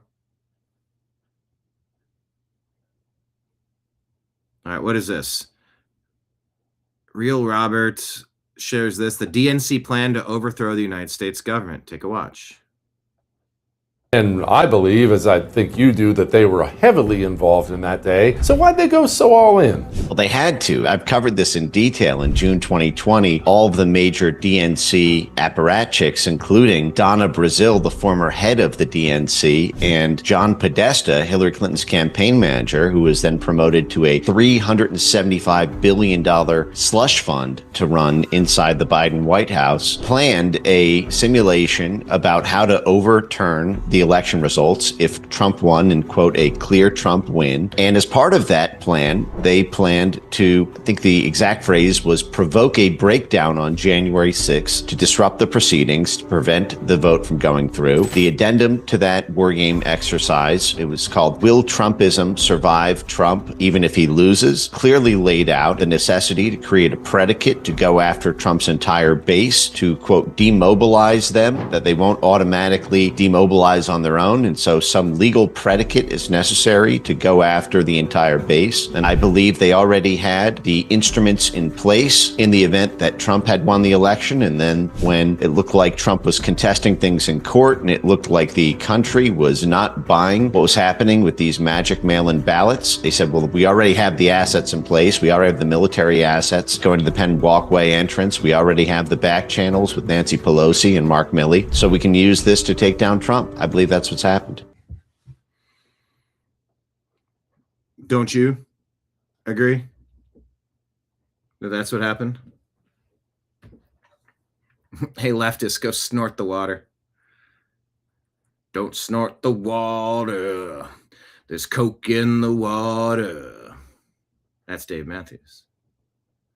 There's blood in the water. Good stuff. All right, let's continue. As we try to understand why so many shooters are shooting, here's an exchange that happened on college campus, I guess. Fun fact, trans women also get periods. Really? Yes. You get a period? Yes. I get monthly cycles. Do you get monthly cycles? Yep. So the lining of your uterine wall is falling apart and draining. That's your uterine wall. See, this is the fun part. Due to not having a uterus, the weird part is I still get the cramps, but I just don't get the. Are you sure it's just not from Lupron messing with your body? Oh, what? I said, are you sure it's just not the Lupron messing with your body? Oh, no, it's an actual. You don't think so? Yeah, I got the full-on like emotional cycles and everything. Yeah, but you're saying you have a period though. I do. Yes. But you don't have any blood leaving you. There's no thinning of the uterine lining, which is what a period is. And some of the results of a period are cramping. Yes. So you have similar symptoms to a period, yeah. But you don't have the period at all. You have no period because you're a man. Fun fact, trans women also get periods. Where are people getting this stuff? And to confidently say this out loud. Libs of TikTok says that we're told that if we don't affirm this mental illness, that trans people will commit violence.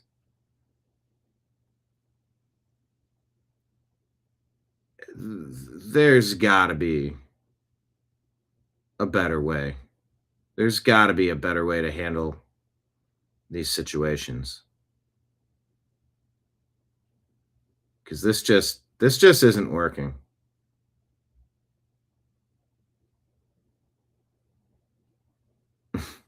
I don't even know what else to say. Hillary Clinton, take a look.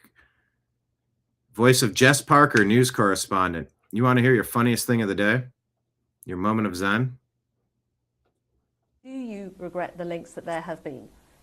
Do you regret the links that there have been between the Clintons and Epstein? Do you regret the links that there have been? You know, we have no links. We have We have no maps, therefore, such as.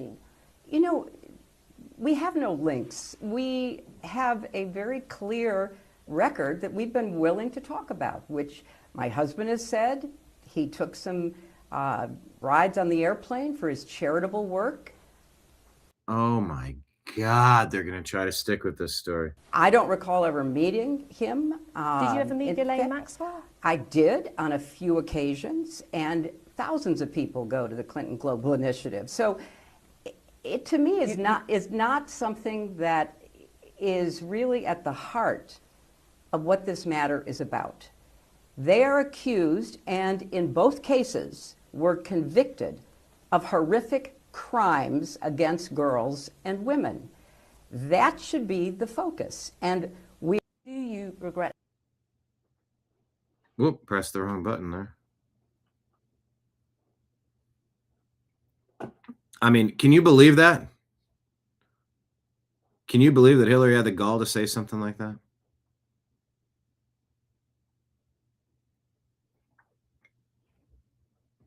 Molly here says that Senate Leader John Thune's flip-flop on the SAVE Act is telling. He wasn't on board from the start, dragging his feet with excuses while others rallied. No wonder he avoided a vote. He didn't even want to support it. The pressure's mounting, and suddenly he's considering it? Oh. Time to lead, Thune. Prioritize the American people. Heed voters and President Trump.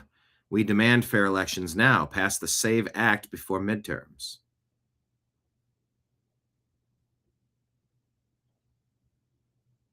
Let's see. Let's call him live. 202-224-2321. Mitch McConnell's voicemail's turned off. Senator John Thune. Thank you for calling my office. If you would like to leave me a message, please press 1. If you would like to hear general information about office locations and services, please press 2. If you'd like to speak to a member of my staff, please press 3. Mm-hmm. Hi, this is 3. Senator. Wait while I transfer your call. Let's see how this goes.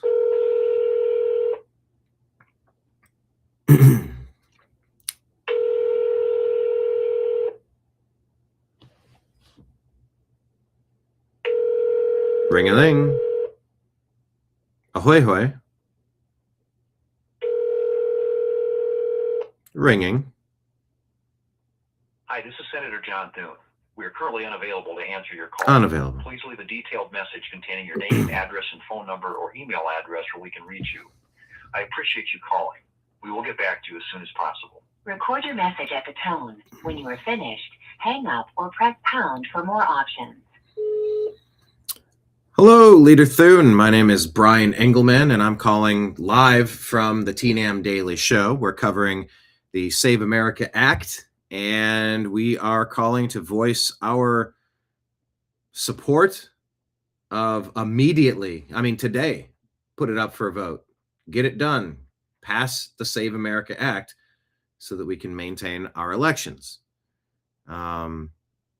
There's far too much shenanigans in our voting system. There's far too many vulnerabilities.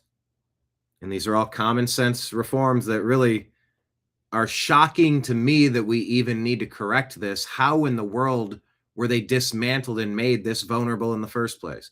It almost feels as if by design. And your office has been accused by many of almost as if by design, tanking the Trump agenda of passing the Save America Act. Now, I don't necessarily believe that's the case. And the way that we prove that is by passing the Save America Act, and it's up to you to get this done. So instead of people calling for your immediate replacement, I would much rather call you and suggest that we pass the Save America Act immediately. You can give me a call back and let me know if you've decided to jump on board. My phone number is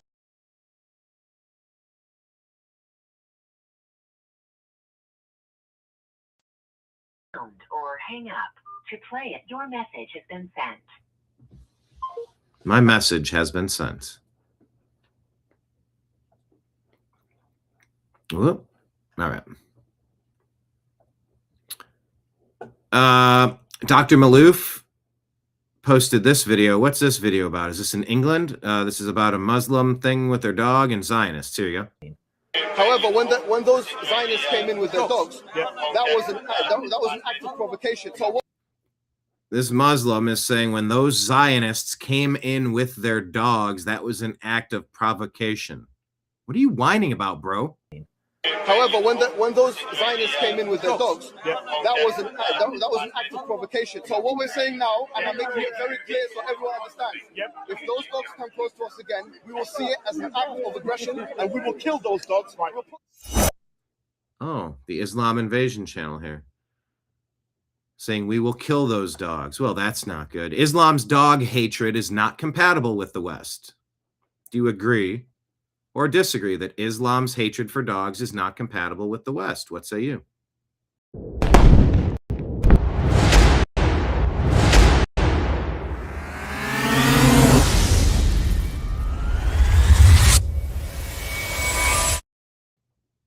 Yeah, you don't get to kill dogs just because you don't like them, pal. Svetlana Lokova says they can't communicate freely in the United States because they know very well how surveillance works. And given that Hillary is under grand jury investigation for her role in the grand conspiracy against President Trump, and that the Soroses sponsored, the best way to meet up is at a conference abroad. Alex Soros is married to Hillary's top aide, Huma Abedin, who is up to her neck in the conspiracy as well. Why is Olave trending? Why is Chris Olave trending? I don't know. See, I would change it with this what's happening. It's not good with that. 'Cause you click on it, you can't get a clear understanding of why someone's trending.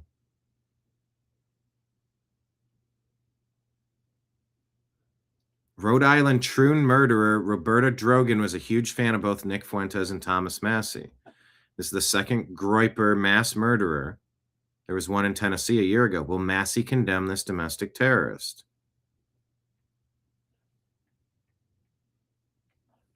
Is that why it's trending? You just can't tell when you click. You don't know why is someone trending.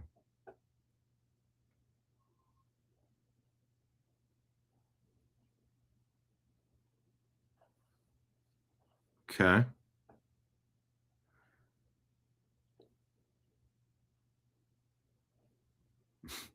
I guess they're being tied to this. CC says the mentally ill transgender who murdered his family and killed himself was a huge supporter of Massie and Fuentes. Definitely not MAGA nor a supporter of President Trump. Mental illness is deadly. The transgender murderer had cat turd blocked, but absolutely loved Massie and MTG. Imagine that.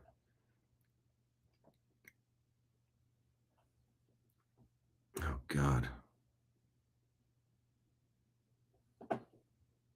Oh, and he had a Nazi SS tattoo. Wasn't that interesting? Okay, I'll share that. That's new information. Let's keep it moving.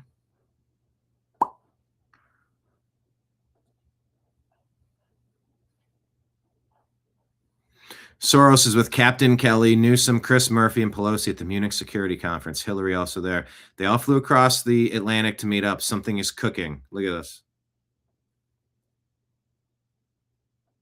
Uh-huh. Yeah. Svetlana Lakova says, very important point from a commentator to my post about Sullivan stirring up trouble for President Trump again. Alex Soros met with Jake Sullivan at the White House when the vegetable was supposedly the president. In fact, Sullivan, Blinken, and company were running things. I can't do this with the graphic on the screen, unfortunately. There we go. Alex Soros met with Jake Sullivan at the White House when the vegetable was supposedly the president. In fact, Sullivan, Blinken, and company were running things. This is why at the Munich conference with Hillary, Alex Soros, and company all meeting up offshore is of concern. They're plotting something. The Trump admin should take it seriously. Yeah, you should be spying on that.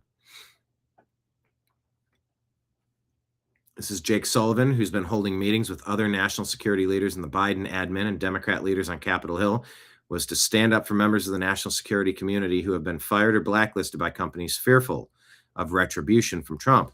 The conversation then expanded to how companies across the board have folded under pressure from the administration, and they're taking names of the CEOs of the private sector companies that have been working with the Trump admin. A reminder, Sullivan was Hillary's top aide and Russiagate architect and later was Biden's NSA. Bad news. All these people are bad news.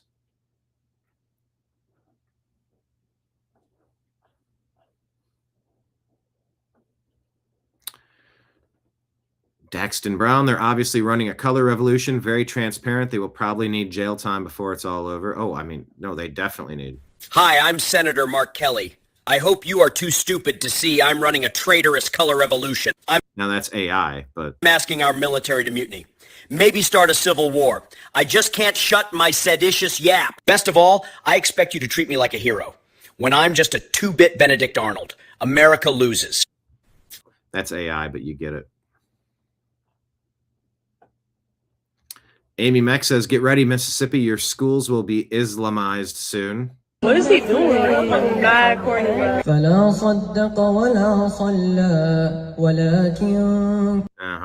Mississippi House just passed HB 1310, the so-called Open to Religion Act, handing voluntary prayer time in public schools to everyone. Conservatives cheer it like it's a win for the Bible, but wake up. Like it's a win for the Bible, but wake up. This is a Trojan horse for CARE, MSA, and terror-tied networks to flood your red state classrooms with Islamization. Look at Texas right now. Plano schools already have MSA organizing things and halal menus and stuff and flipping into a mega mosque with Lubbock, Texas, West Virginia, care pressured Morgantown High into a dedicated prayer room and taxpayer-funded Islamization in action.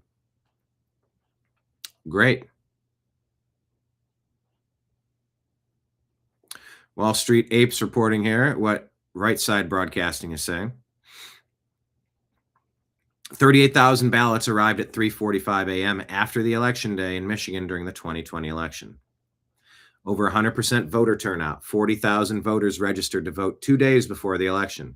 Over 100,000 votes were mismatched in poll books. None of the names on processed ballots were found in the regular electronic poll books.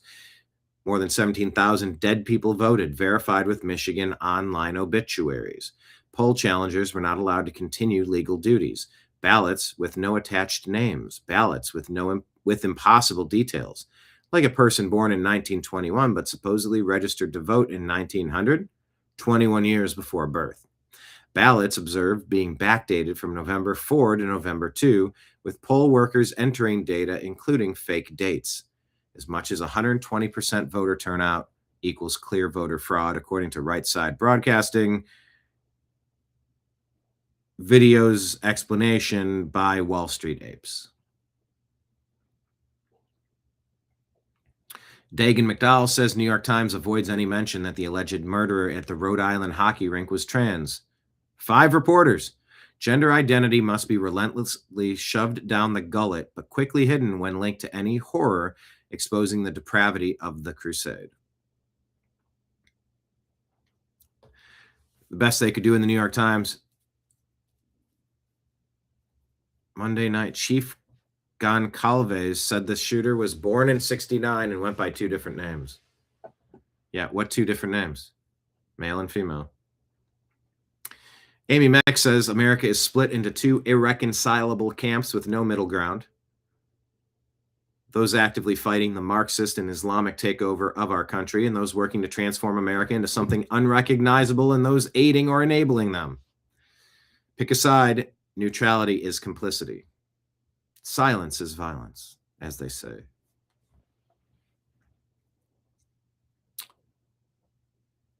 Another reminder, we have Rumble Rants and Super Chats. If you'd like to make a donation, you can also subscribe to us on Patreon as well as Rumble and YouTube.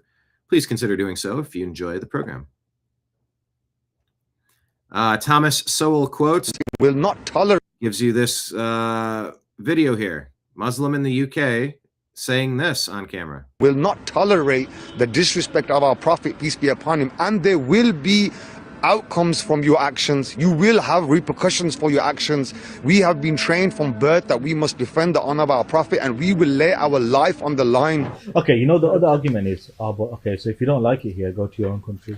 But why would we do that when our forefathers were instrumental in rebuilding this country after World War II? It was our grandfathers who worked in the factories 20 hours. It was our grandfathers who came here and run the infrastructure. It was our grandfathers who brought you the lovely curry, which is your national dish. So how can you tell us to go? We're not going nowhere. We are here to stay. Like I say, we're not here to take part. We're here to take over. We'll catch all that laughter. Over. Like I say, we're not here to take part. We're here to take over. Take part. We are here to stay. Like I say, we're not here to take part. We're here to take over. Nowhere. We are here to stay. Like I say, we're not here to take part. We're here to take over. Nowhere. We are here to stay. Like I say, we're not here to take part. We're here to take over.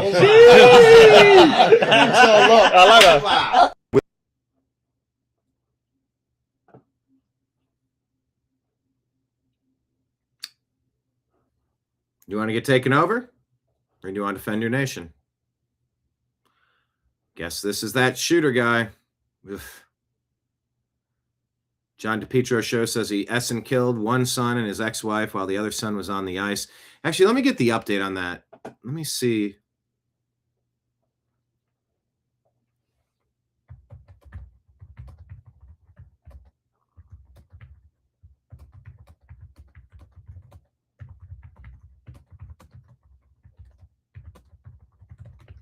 Let's see what Grok can tell me about the update. Family dispute, a targeted family dispute. Dennis M. Lynch Arena in Pawtucket, Rhode Island, indoor ice skating rink during a high school boys hockey game, senior night matchup involving North Providence High School and others like Coventry. Two victims were both adults and both family members of the shooter. One died at the scene at the rink. The other died later at the hospital.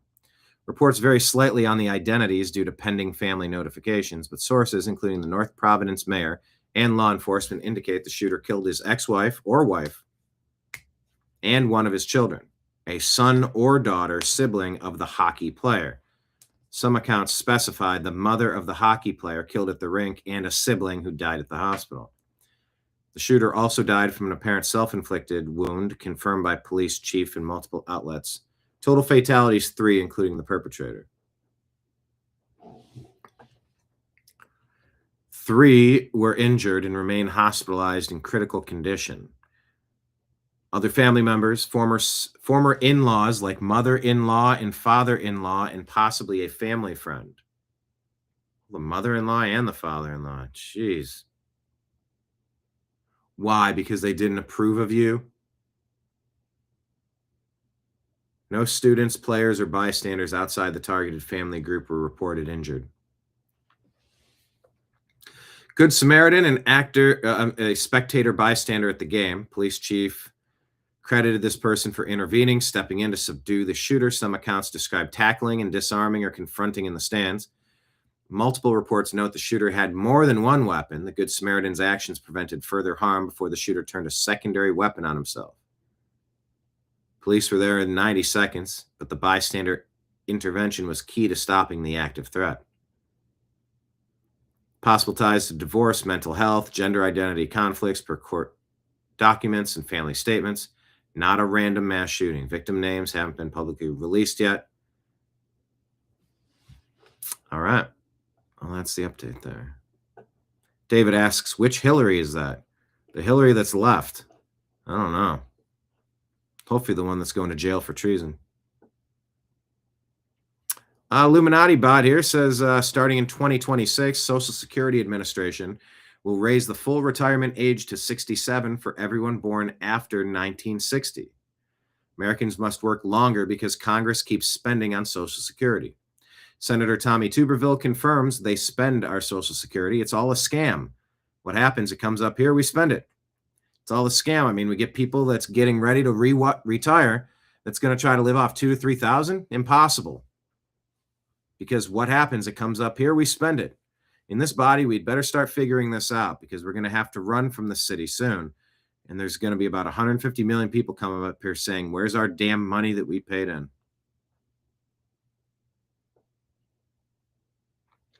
4chan 3 years ago talked about Project Lazarus. A Meta insider said they're building an AI that can take over a deceased person's social media accounts and continue making relevant posts as if that person were still alive. It includes age-progressed photos, interacting with other people's content, and everything else needed so that person continues on in the digital realm after a physical death. We were originally told that this would be a service offered to people struggling with the loss of loved ones, who had people with missing children. Seemed like a decent idea. Things were getting weird now, and I'm having second thoughts about what this is actually going to be used for. The AI is extremely capable of impersonating people. It doesn't take as much initial input as one might think to train the AI how a certain person interacts with the digital world.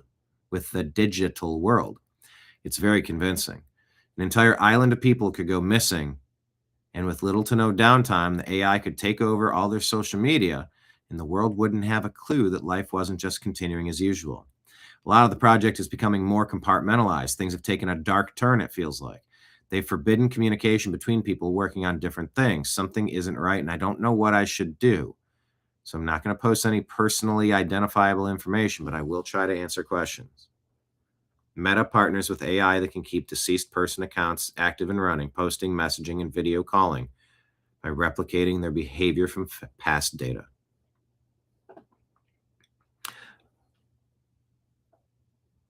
Let me see if this is true.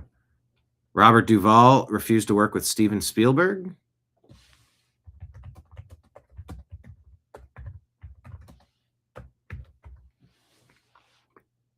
What's this one say?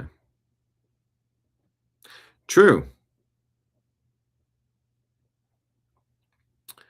In January of 2004, discussing Spielberg's visit to Cuba in 2002, where he met Fidel Castro during a U.S.-approved cultural exchange film festival, Robert Duval publicly stated on CBS's 60 Minutes that he would never work for Spielberg's company, DreamWorks, again due to the visit. He called it presumptuous and highlighted perceived hypocrisy given Spielberg's work on Schindler's List about the Holocaust versus meeting with Castro, whom Duval viewed as a dictator responsible for deaths, sarcastically suggesting an annex to the Holocaust Museum for Castro's victims.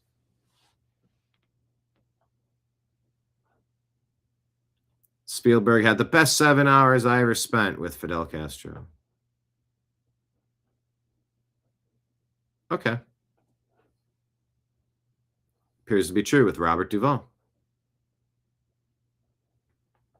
A judge lets a Tren de Aragua murderer off the hook just because they want to hurt Orange Man? Judge declared a mistrial in a first-of-its-kind case in Dallas County. It was a capital murder trial involving a violent Venezuelan gang. Jurors said they were deadlocked. NBC5's Shannon Miller joins us live with the very latest. Shannon? Well, Merritt, this was the second and final time that the jury could not come to a unanimous decision in this case of Carlos Zambrano Bolivar. Take a listen here as the judge read that decision shortly before 4 this afternoon. And let the record reflect that the jury has been deliberating 3 full days on this matter. That being the case, the court will declare a mistrial in this case.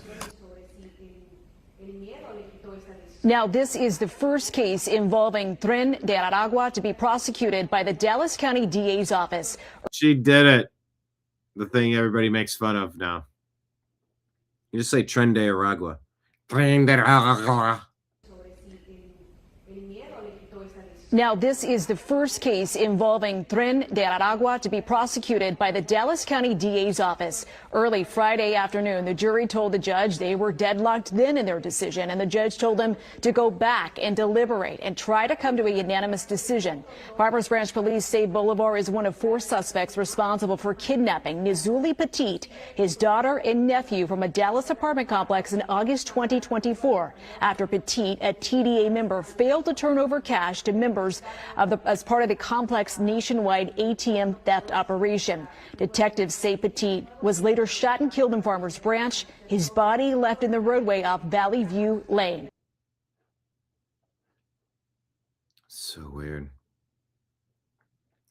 These illegal aliens of a designated foreign terrorist organization kidnapped a man and his children, then executed him in front of them. Executed a father in front of his children, says Harrison Smith, but he's illegal, so the liberals won't convict him. Genuinely, what the fuck do we do at this point? It's madness.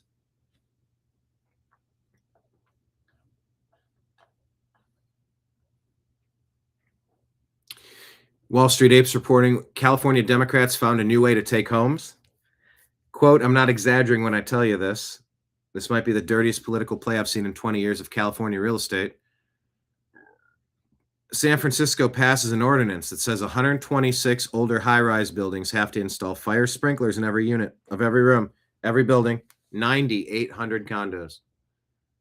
Estimated cost, $2.3 million. So the entire building that would end up breaking down cost per unit, $300,000 per unit, not per building, per unit. Bill introduced multiple times over the years. They waited until the 5-year fire code was revised. Routine update that happens automatically. Maintenance, paperwork, nobody pays attention. Then it slips it in. Not as a bill, not as something you can vote on, but he buries it in a fire code. No vote, no referendum, nothing. Voters don't have a chance to oppose it. Democrats just quietly slipped it into the code because they couldn't pass it. And now people have to pay it. I can't stand when they do that. They tried to do that with eminent domain.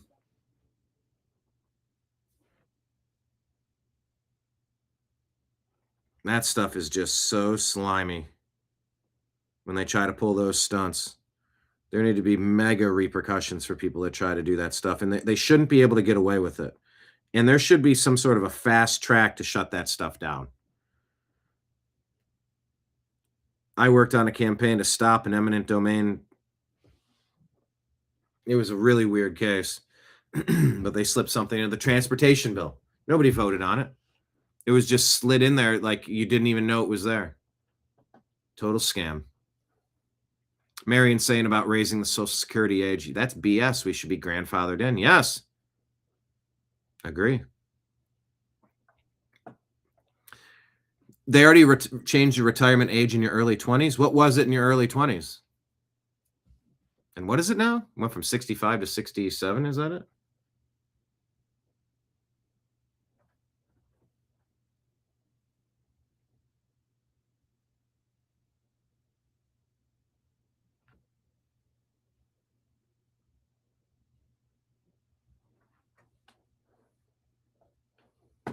Yeah, David, what else is new? Another corrupt judge. Yeah, and we need a national judge database.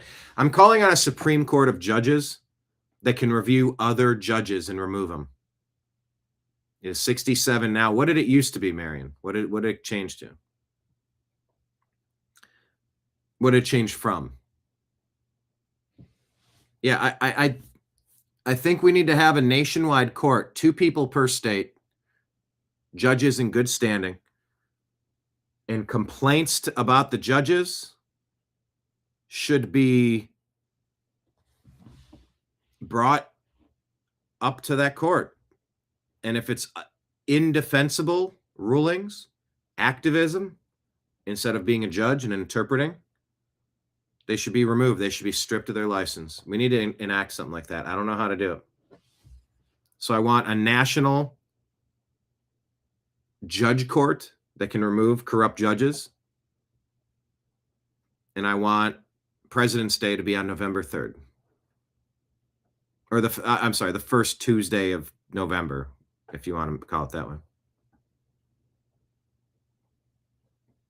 The woke geniuses in Nashville raised property taxes on the Acme feed store $500,000, which is more than their rent and net profit combined. Democrat Mayor Freddie O'Connell says it's not up to me whether he keeps that business open.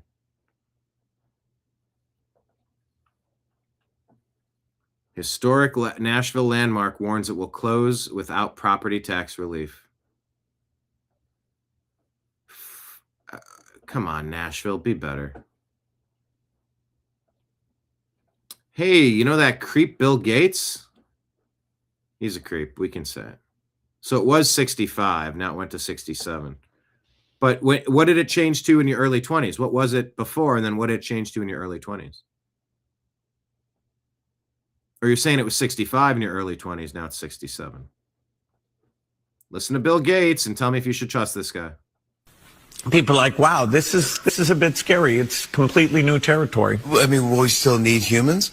Will we still need humans? I mean, will we still need humans? Not for most things. We'll decide. I mean, we will decide. We'll decide. No, you won't. Hopefully you'll be in jail. People are like, wow, this is a bit scary. It's completely new territory. I mean, will we still need humans? Not for most things. We'll decide. We'll decide. Supreme Court hands Trump a major victory in foreign aid fight. U.S. Supreme Court will allow the federal government to freeze more than $4 billion in foreign aid payments that President Trump tried to cancel last month using a rare pocket rescission. Justices voted 6-3 to grant the Trump admin's emergency appeal, which stopped a lower court's order to release the funds that had already been set aside. A spokesperson for the White House Office of Management and Budget said, "This is a huge win for restoring the president's power to carry out his policies. Left-wing groups can no longer take over the president's agenda." Most of the justices agreed that the harms to the executive's conduct of foreign affairs appears to outweigh the potential harm faced by respondents. Newly released Epstein docs, according to Sayer G,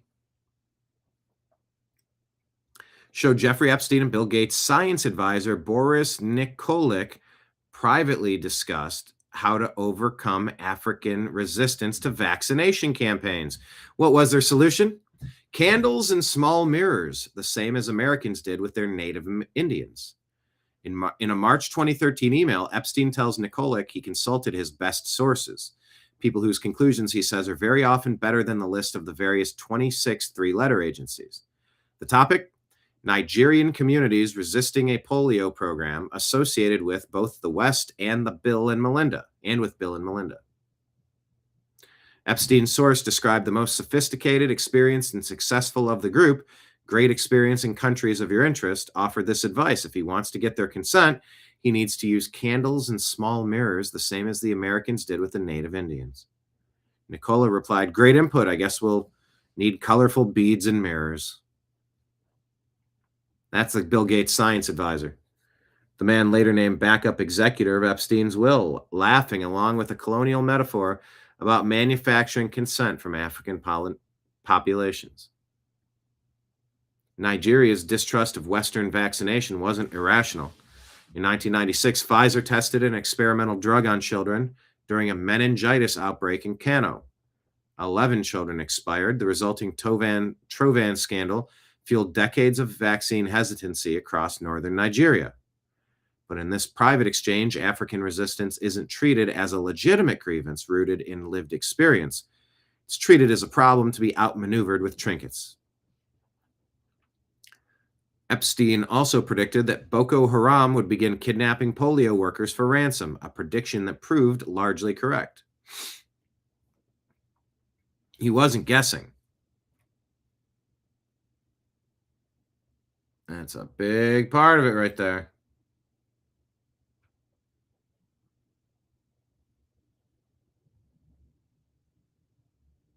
They weren't guessing.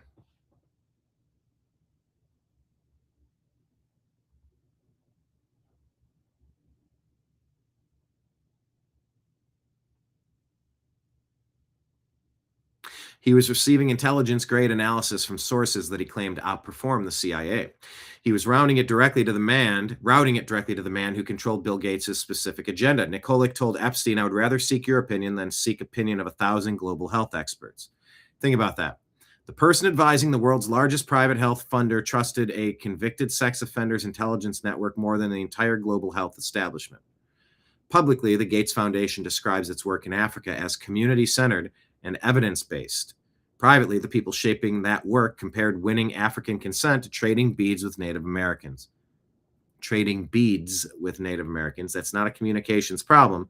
That's a legitimacy problem. Libs of TikTok says former Secretary of Health Richard Levine, a man pretending to be a woman, has been announced as the keynote speaker for the American College Health Association 2026 annual meeting. This guy promotes and supports the sterilization and mutilation of children.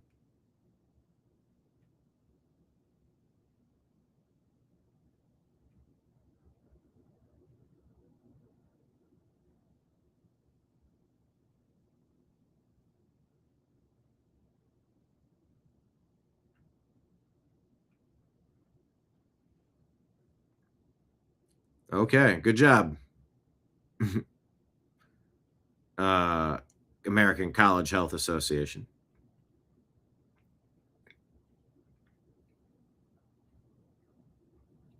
Coach Tuberville talking about the Save America Act.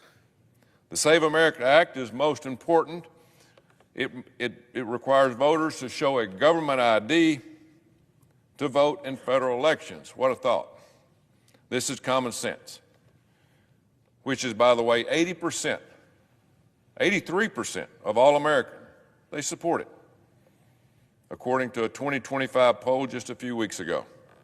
There is bipartisan support for it. 95% of Republicans and 71% of Democrats across this country agree that a photo ID should be used in all of our elections. Interestingly, the support also transcends demographics among American citizens.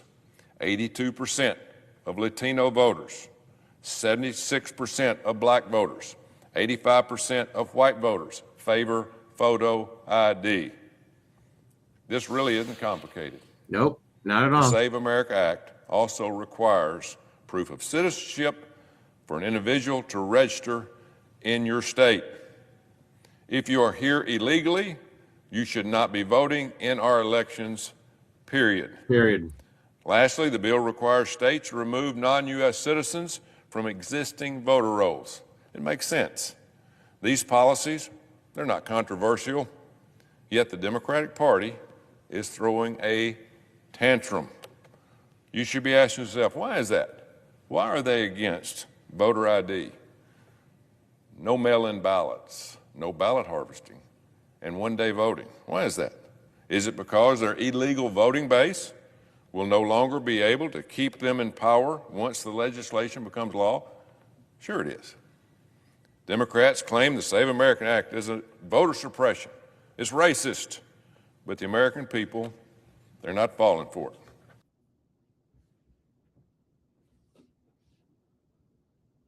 Of course we're not falling for it. Check this out. A local Chicago news station is reporting on J.B. Pritzker's pedophile cousin. Good for them. NBC5 investigates. The chairman of the Chicago-based Hyatt Hotels announces that he is stepping down from this position, citing his connections to Jeffrey Epstein and Ghislaine Maxwell. Tom Pritzker did not mention his ties to the deceased sex offender in his official announcement from Hyatt, but in a separate news release, he announced that he wanted to protect the hotel brand and that he exercised terrible judgment in maintaining contact with Epstein. Our investigative reporter Bennett Haberly in studio tonight with much more on this story. Bennett. Yeah, Allison, Tom Pritzker's name does appear in a trove of these released documents from the Epstein files. And the email threads, though, are mostly scheduling related, but do show he maintained contact with Epstein for 10 years after his conviction on solicitation charges from Florida back in 2008. Tom Pritzker, in stepping down from his role as executive chairman of Hyatt Hotels, announced he is distancing himself from the Chicago-based hotel brand, in his own words, to protect it. In a news release, he said, quote, "My job and responsibility is to provide good stewardship," and went on to say that good stewardship also means protecting Hyatt, particularly in the context of my association with Jeffrey Epstein and Ghislaine Maxwell, which I deeply regret. I exercised terrible judgment in maintaining contact with them, and there is no excuse for failing to distance myself sooner. I condemn the actions and the harm caused by Epstein and Maxwell, end quote. The millions of Epstein files released by the Department of Justice in recent months show that Epstein and Tom Pritzker maintained close contact for years, even after Epstein's 2008 conviction in Florida on state charges of solicitation involving someone under the age of 18. And their contact continued all the way up to 2019, when authorities in New York launched a new investigation into sex trafficking charges against Epstein. In one of their earlier exchanges, sent in 2010, Epstein writes to Tom Pritzker, quote, "The girl from Romania that you met at my house is currently living in London. Can we see if there's a starting position in any of the hotels?" Pritzker writes back, "Have her send me a resume. I can have her interviewed. No idea if they're hiring." Epstein writes, "Great." Pritzker replies, "Great" refers to her or me. The email thread appears to end there. Epstein died while in jail in 2019 awaiting charges. His death was later ruled a suicide. And Tom Pritzker has not been accused of any criminal wrongdoing. We did reach out to a representative of his to ask follow-up questions about the timing of this decision and why he didn't distance himself sooner. We are waiting to hear back. We also reached out to his cousin, Governor J.B. Pritzker's office, for comment. Tom Pritzker, by the way, still listed as a member of the University of Chicago Board of Trustees. We have placed a call and an email with the university as well this afternoon. All right. Keep your eyes peeled on that.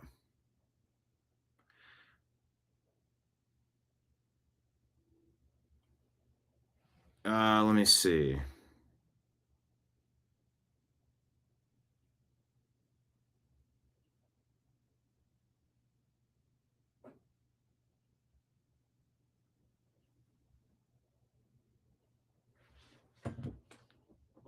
Oh, boy.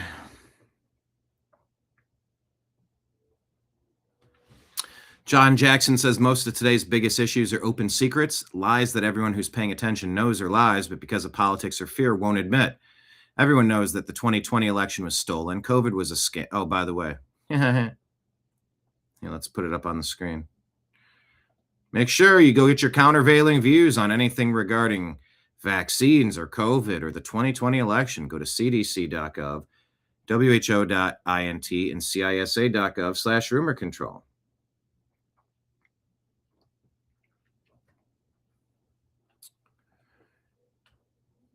John Jackson says the lies are that the 2020 election, everyone knows that 2020 was stolen.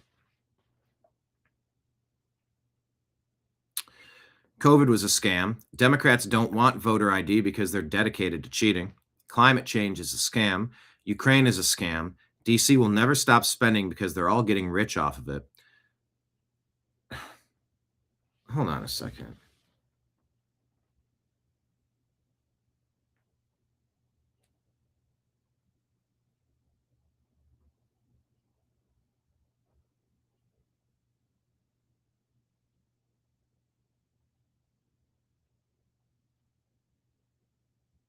All right.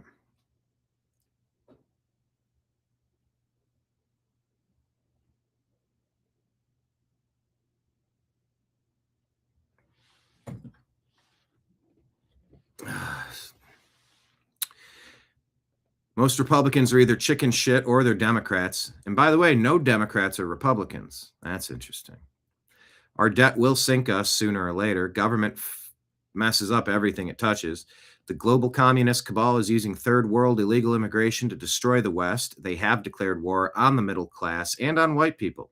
If you dare to point any of this out, you're shouted down as racist, a black pillar, xenophobic, or a science denier, but I really just don't GAF anymore.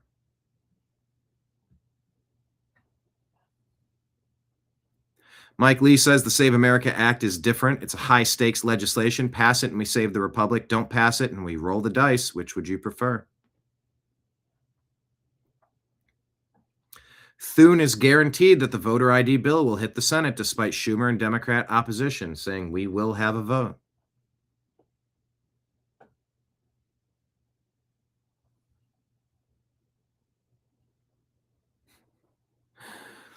Oh, this is funny. Gaina Fauci says, never forget when the man in Biden's earpiece, Obama, told him to salute the Marines. The big guy responded by saying this.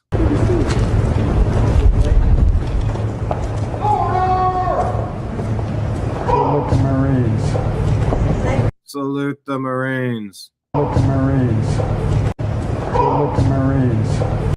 He didn't salute the Marines. He walked past them and said, salute the Marines. Can you believe our country was stolen in 2015?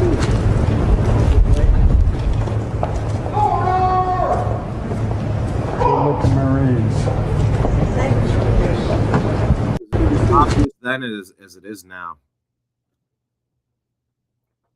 Stolen elections have consequences. Brian Cates says when 81 million votes goes down, it's going to go down hard, but the country will be better for it. We had to fix our broken and corrupted election system sooner than later, and Tulsi is cooking right now. Mike Engelman says President Trump has pardoned and ordered the DOJ to investigate election fraud in Colorado. All Pam Bondi or someone has to do is declare Tina Peters a federal witness in an election fraud. Oh! Maybe that's how you get her out.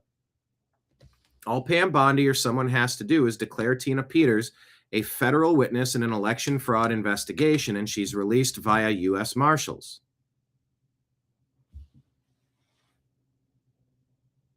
Why has it not happened?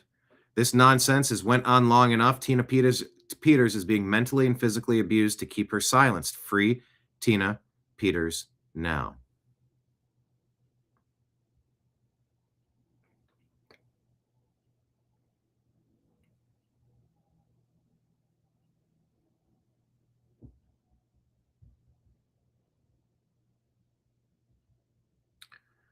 Oh, boy.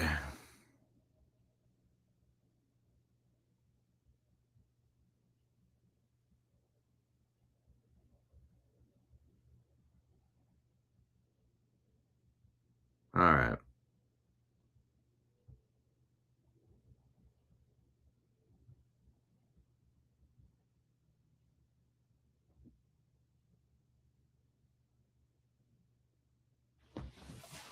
Sayer G says the DOJ just released thousands of pages in the Epstein files, and buried inside them may be one of the biggest bombshells that no one's talking about. The blueprint for a 20-year financial architecture designed to turn pandemics into a profit center. Offshore vaccine funds, pandemic reinsurance triggers, donor-advised fund structures designed to profit under the cover of charity, simulation programs, career pipelines into pharma and the World Economic Forum. All built years before COVID-19, all running through Gates and JP Morgan and Epstein, and here's a thread about all of that.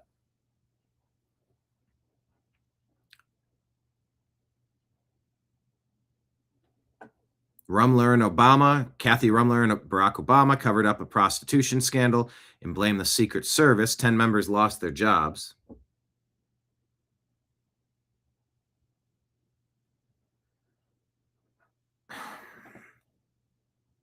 So who did order the Colombian hooker? Turns out it was 25-year-old presidential advance team member Jonathan Datch, who was staying at room 513 at the Cartagena Hilton.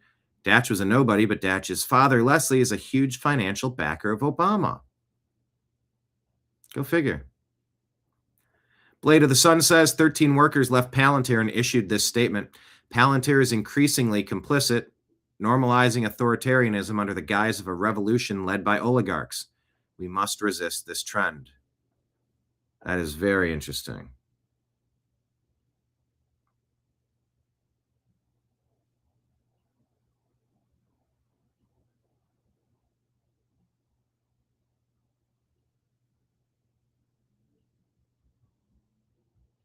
I'm trying to send a message here. Doggone it.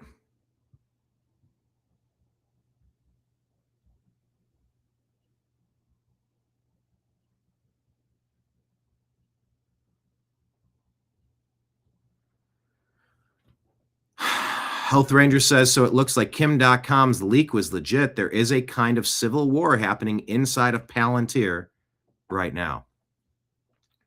John Lott Jr. says there's a petition to ban hunting in Oregon that's gained traction for the November ballot. The initiative is aimed at banning animal cruelty, but it will actually increase it.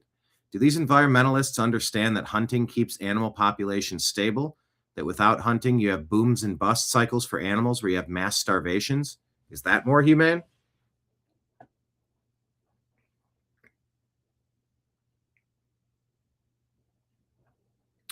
Good question here.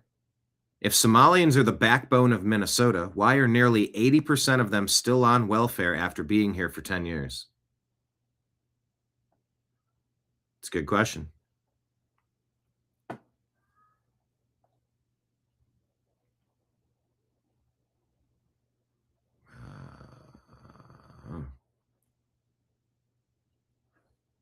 Smash balls. It's called We Do a Little Idol Smashing. They put this out here saying before the British arrived in India, natives would burn widows in funeral pyres. I'm off the screen, aren't I? Let's do it that way. There we go. Upon seeing India natives burning widows in funeral pyres, the British put a stop to it, but the natives refused and said it's their national custom. The British general said, "Be it so, but it's our nation's custom to hang men who burn widows alive and confiscate all their property. My carpenters shall therefore erect gibbets on which to hang all concerned when the widow is consumed. Let us all act according to national customs." That is awesome. Colonialism was a common grace of God that brought the gospel to the most remote parts of the world and ended countless evils. Praise God for it. Are you sort of tired of hearing about how colonialism was nothing but evil? I sort of am. And if that story is true, let me ask Grok, is this true? Let's get a little context.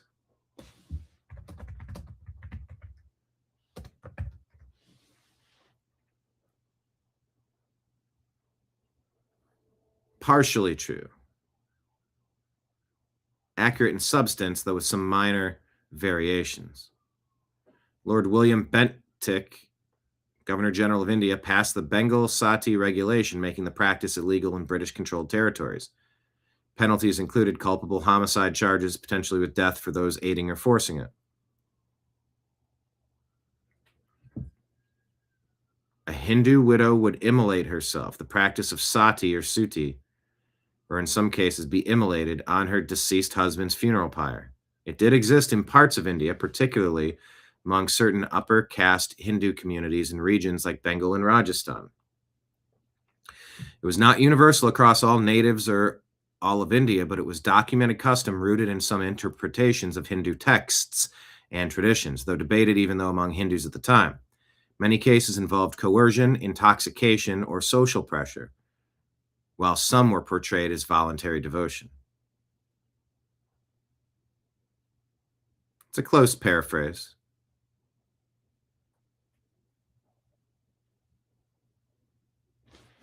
Not verifiable fact that colonialism stopped atrocities.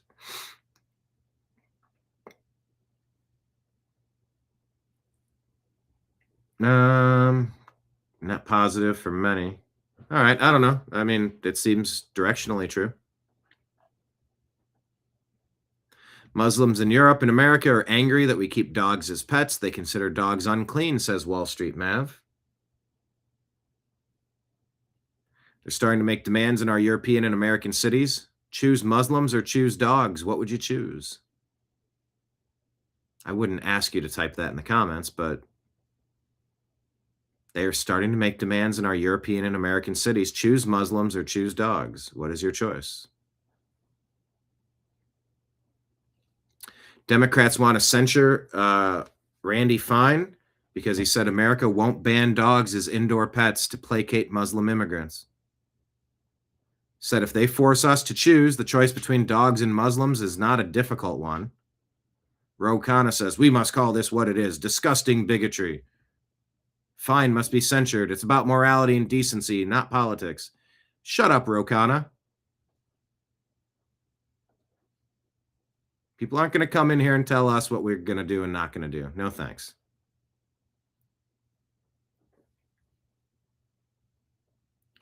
Virginia is the source of the majority of the raw sewage that's leaking from the collapsed pipe on the Maryland side of the Potomac River.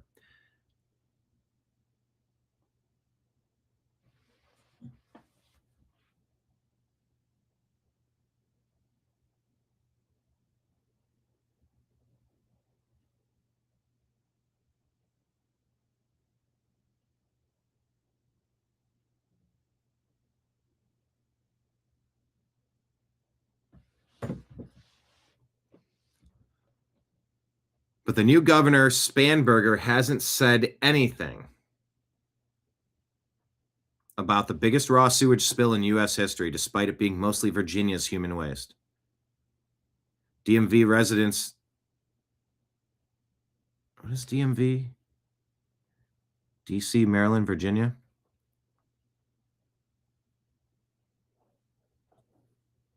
Katie Pavlich says, we reached out to Spanberger 4 days ago and received no response. Also reached out to Maryland Governor Moore and DC Mayor Bowser, nothing.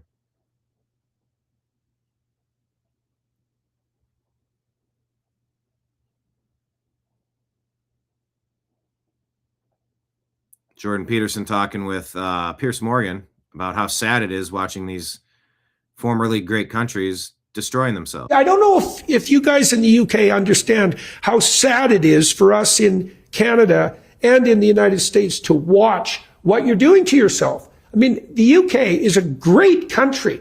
When I go there, I go to Oxford, I go to Cambridge, to these remarkable places in London, see your unbelievable deep history, understand how much the world owes the UK in terms of, say, the establishment of common law and decent government everywhere, including places like India. We owe the UK such an immense debt.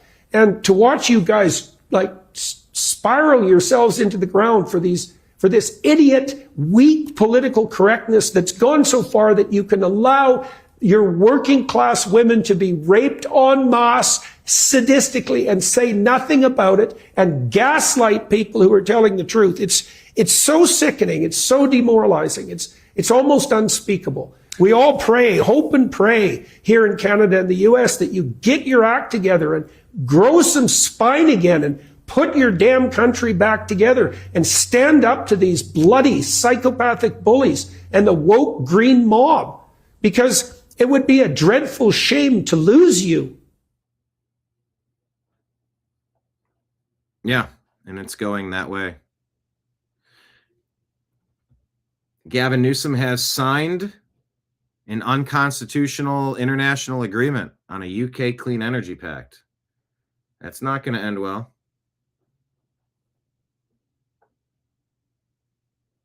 Here's this cartoon. In 2008, center, right, and then left, a little bit left of center. My fellow liberal was a little further left.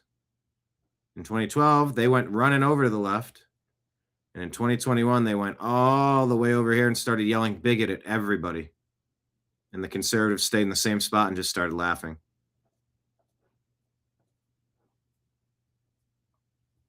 That really is what's happened, isn't it? By the way, hit like, hit subscribe, final call for Rumble rants and super chats if you've enjoyed today's program. The bunny on our Rumble page says, I'm a Virginian, and I just can't with all this bullshit right now. Feels like a state-level Biden administration. It's a damn shame is what it is. Virginia's been conquered. Restore Britain will ban foreigners from voting in British elections. Well, yeah. Elon says, bravo, it's a sign of how crazy these days are that this even needs to be said. Scott Pressler has a message for Speaker John Thune. Is basically saying, pass the Save America Act or bust. Otherwise, the Republican voters are not going to come out this November. There you go. So do it. Utah Republicans reportedly secured the necessary signatures to proceed with Prop 4 to overturn activist judges and stop a new Democrat congressional seat from forming. Huge win. Keep pushing. Scott Pressler's out there traveling to Utah, personally collecting hundreds of signatures to repeal Prop 4. Good for him.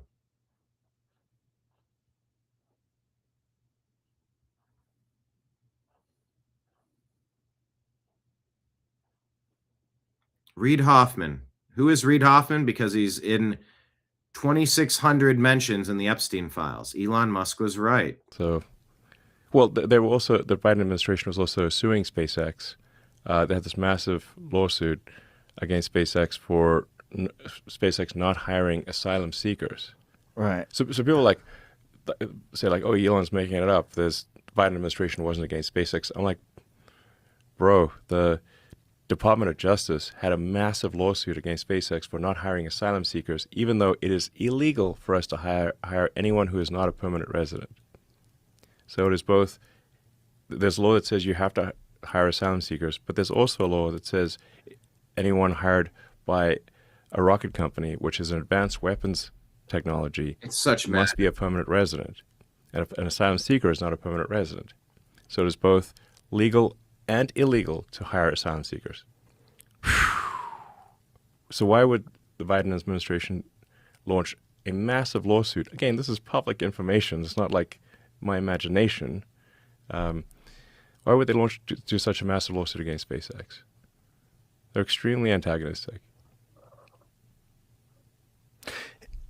It just doesn't make any sense that that could ever even get past the first day of someone looking at it. If it's both illegal and you're trying to enforce it, like you can't enforce it. Yes. This is an advanced weapons company. This is crazy. Right. Yes. It should be like this, throw this out.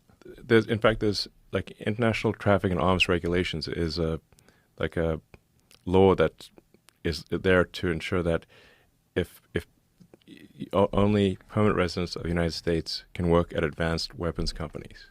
Rockets are advanced weapons. So the same is true of like if it's like nuclear or some like bioweapon thing or something like that. So because obviously if someone were to work at SpaceX and then leave and go to North Korea or Iran, they could build missile technology that could destroy the United States. So that's why you're not allowed to hire people who aren't permanent residents. It's logical. Basically. Logical. So is that lawsuit still pending? It was just dismissed. How long was it going on for? A couple of years. Holy shit. Yeah. That's the other thing that drives me crazy. Like that people don't understand that if you sanction lawfare like that, if you sanction attacking your political enemies, someone's going to do that to you. Like if the wrong people get in office, if new people get in office 4 years from now, 8 years from now, who knows who it's going to be? You've already set a precedent. You've already attacked someone, charged them with 34 felonies where they're really just misdemeanors, and they're also past the statute of limitation, and now you're talking all over the news that this is a convicted felon. Convicted felon. They kept saying convicted felon, convicted felon. And everybody knows what it is. Yes. It's terrifying. Yeah. It's terrifying they could do it so brazenly to a guy who was the president for 4 years. Right. That lawsuit was funded by Reid Hoffman, who is a major Dem donor. And also an Epstein client. The plot thickens. The plot thickens. Jesus Christ. Yes. It's just, it's so blatant. It's like so obvious. The SpaceX lawsuit, the Trump stuff, it's so obvious. All right, so what comes next now that it's obvious? This Reid Hoffman appears to be one of the worst, attached to all of the worst, it seems. Wait till you see the part where they wanted to replace Mike Pence with Mike Pompeo so he could be president after it happened. Epstein alleged, this is Epstein, I believe. I like the idea of Pence stepping down in favor of Pompeo so that when it happens, he becomes president. Steve Bannon, has that idea been shopped? We have much to discuss. No rush.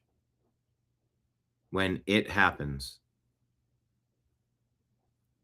Brandon Straka says if ours don't get the SAVE Act passed, we're going to see record low turnout in November. Elon says this is true and shares this quote from Thomas Sowell, allegedly from Thomas Sowell. More whites were brought as slaves to North Africa than blacks were brought as slaves to the United States or to the 13 colonies from which it was formed. White slaves were still being bought and sold in the Ottoman Empire decades after blacks were freed in the United States. That is shocking. Because that's not how we're taught. We're taught to we're taught the way Democrats want to win political arguments and how they want to cause brain damage and dissociation among all of these students so that they have a lifetime Democrat voter. brainwashed as a kid, damaged as a kid, with very warped realities of what's happened and what's going on. That's probably not a thing. Probably not a good thing.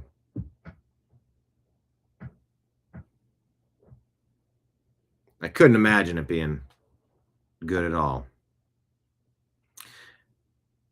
Tommy Laren says, my colleagues and I asked Senator Tim Scott if Senate Republicans would go to the mat to press the Save America Act.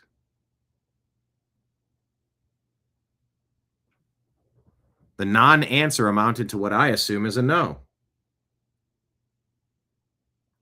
WTF, why do we send Republicans to Congress if even when they have the power that we afforded them, they are unable or unwilling to fight for something as basic as voter ID and proof of citizenship? This is an abomination.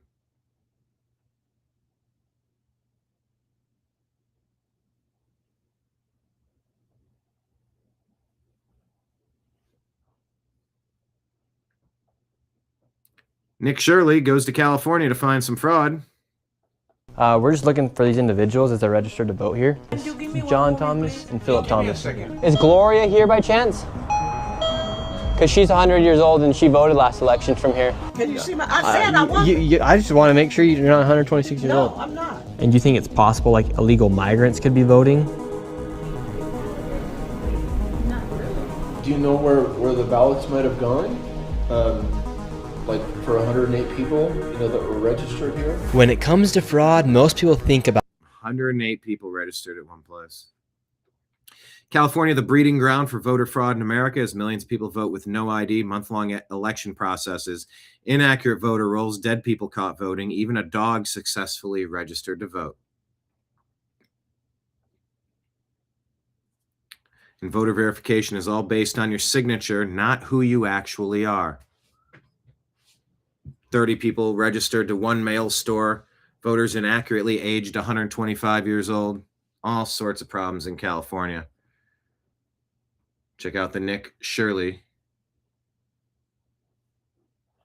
compilation here.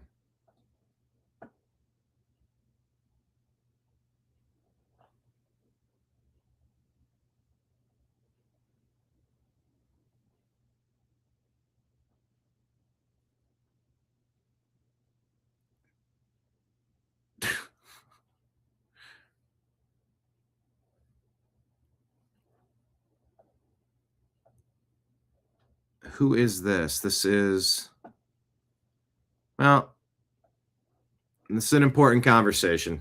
In 1788, when the United States was barely a country, right, it was having its sailors.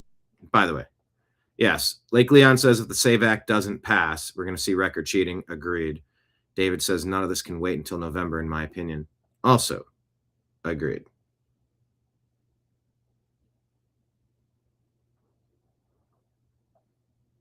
Context. In 1788, when the United States was barely a country, right, it was having its sailors taken as slaves by the Barbary states, the states of the Ottoman Empire in North Africa. Tripoli. Tripoli. Shores of Tripoli. Shores of Tripoli. Ships stopped. Its crews carried off into slavery. We estimate 1.5 million European and American slaves taken between 1750 and 1815. Jefferson and Adams went to their ambassador in London and said, why do you do this to us? The United States has never had a quarrel with the Muslim world of any kind. We weren't in the Crusades. We weren't in the war in Spain. Why do you do this to our people and our ships? Why do you plunder and enslave our people? And the ambassador said very plainly, Mr. Abdul Rahman said, because the Quran gives us permission to do so, because you are infidels. And that's our answer. And Jefferson said, well, in that case, I will send a navy which will crush your state, which he did. Islamic fundamentalism is not created by American democracy. It's a lie to say so. It's a masochistic lie. And it excuses those who are the real criminals, and it blames us for the attacks made upon us. In 1788, when the United States was barely a country, right, it was having its sailors taken as slaves by the Barbary states, the states of the Ottoman Empire in North Africa. Tripoli. And that's what needed to happen with Thomas Jefferson back in the day.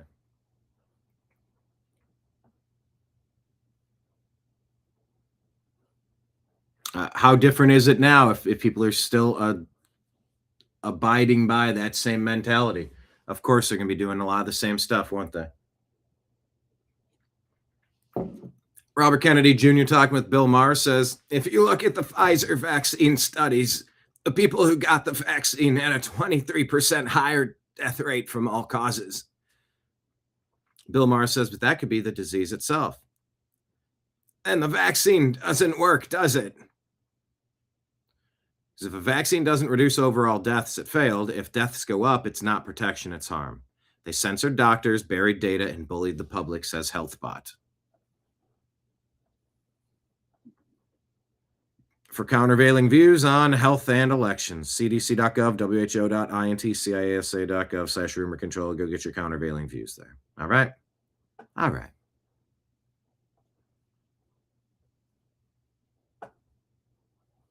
Tom Pritzker to Epstein, allegedly. Oh, God. What does that mean? This is from June 6, 2011, from Tom Pritzker of the billionaire Pritzker family, one of the richest families in the world, to Jeffrey Epstein. I am in a remote valley of Afghanistan. How do you end up in a remote valley in Afghanistan? And then in parentheses, it's my birthday wish. With boys with toys.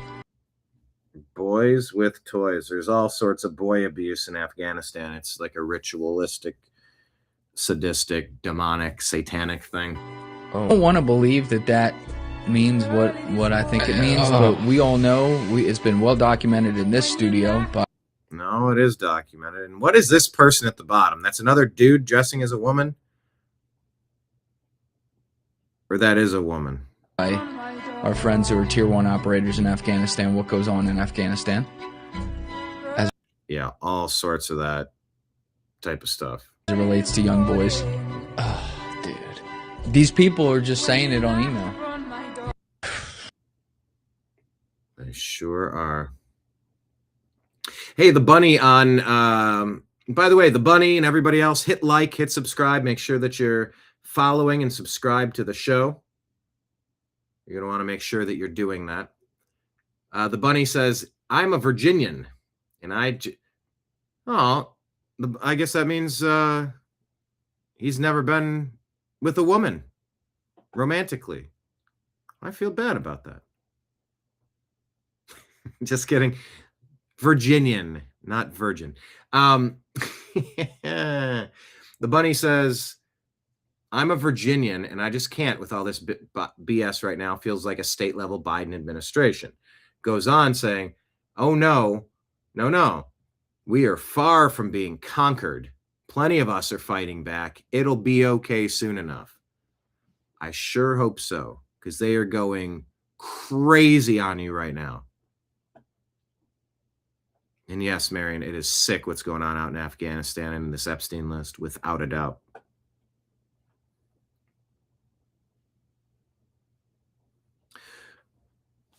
Marco Rubio confirms what they've hidden for 50 years. Deindustrialization was deliberate. It's worth watching, but it's 16 minutes. Oh, I do want to make sure that you see the... and then I'm going to wrap this up here. By the way, Super Chats, Rumble Rants, if anyone wants to. Let me pull up AOC Taiwan. I personally believe, therefore, such as they don't have maps. You want to see the great hope of the Democrat Party? Enjoy this. Offer. And to all of you, and Congressman, I'll start with you, would and should the U.S. actually commit U.S. troops to defend Taiwan? The U.S. troops don't have maps, therefore, such as the Iraq, the Asian countries, and the Afghanistan, and the Africa. They don't, therefore, such as the Osama don't have maps, and therefore, such as build a better future. If China were to move. Let me rewind. I talked all over that. Offer. And to all of you, and Congressman, I'll start with you, would and should the U.S. actually commit U.S. troops to defend Taiwan if China were to move?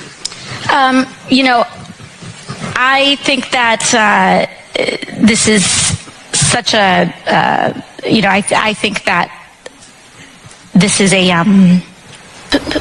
Today, Junior? This is, of course, a very long-standing I personally believe, therefore, such as. If China were to move? I think that this is such a, I think that this is. Personally, I believe, therefore, such as. A, Today, Junior!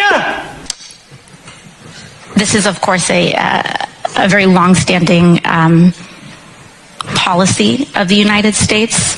And I think what we are hoping for is that we want to make sure that we never get to that point.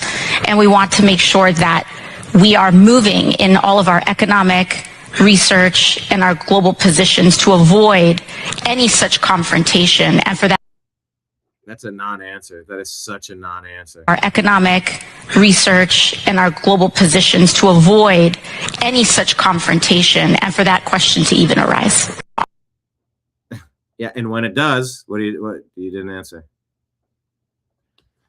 I'm gonna say, I personally believe, therefore, such as. They don't have maps in the Iraq.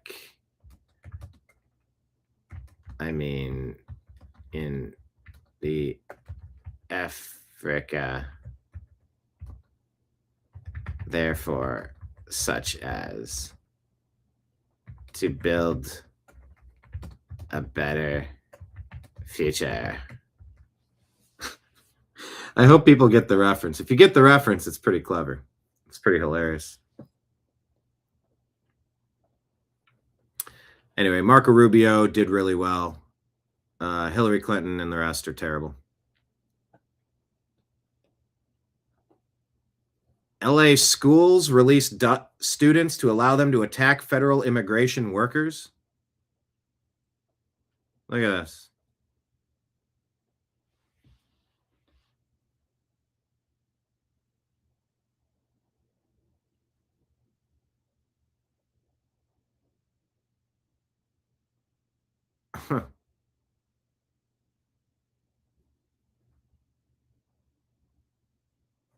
Good.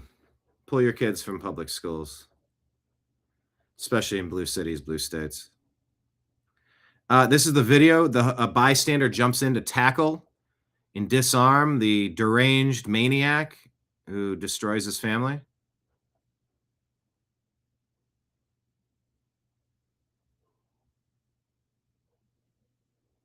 Right there.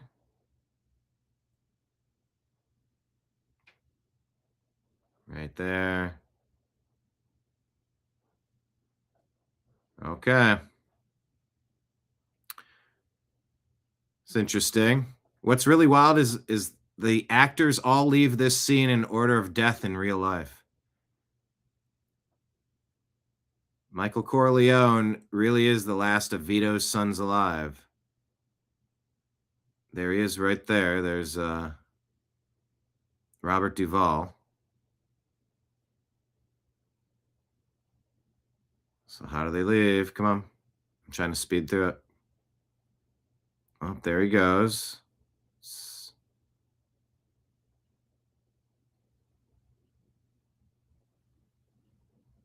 There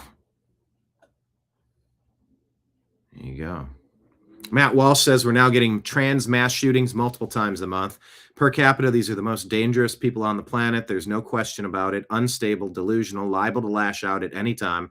Trans ideology must be treated as the threat that it clearly is.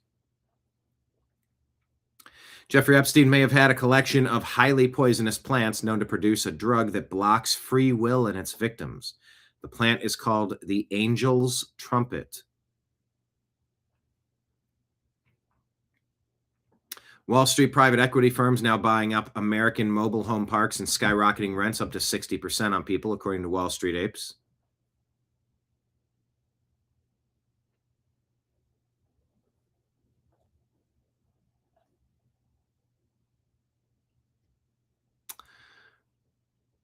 Imtiaz Mahmoud says they hid the truth for 20 years. Today it came out. For 2 decades, the media told you Trump was friends with Epstein. They showed you the photos. They pushed the narrative. They lied. Today, the New Yorker, a left-wing magazine, published an article confirming what we knew all along. A newly released FBI report shows that on February 16, 2006, Donald J. Trump contacted the police to report Jeffrey Epstein's crimes. Think about it. Not the Clintons, not the Bidens, not the Hollywood elite, not the global leaders. Only one man went to the authorities 20 years ago. Why did the media bury this? Why did the FBI sit on this report? Because it destroys their narrative. It proves Trump was never one of them. He was always the threat, trying to expose the rot from the inside. This isn't just another story. This is the story. The one they never wanted you to hear. It's all coming out now, all of it, and nothing can stop what is coming. White Paper's policy says Trump's policies are having an effect. 36% of illegals have stopped participating in welfare programs. 42% have avoided applying for a welfare program. Even 11% of legal immigrants who also should not get welfare have dropped out of a program. Yeah, TMZ reporting that too, that Epstein had a collection, may have had, highly poisonous plants known to produce a drug that blocks free will in its victims, according to newly discovered emails in the last document dump of the Epstein files.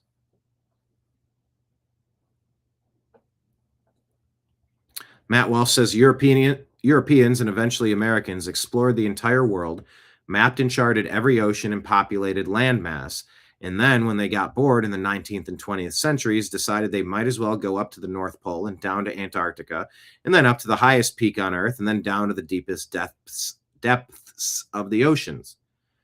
And when all that was done, they went to space. The greatest indictment of our education system is that most kids will graduate grade school and then college without even the slightest appreciation of this absolutely remarkable story. A story unique to Western civilization. No other people have ever been as hungry to know and understand the world and as willing to give up everything, including their lives, in pursuit.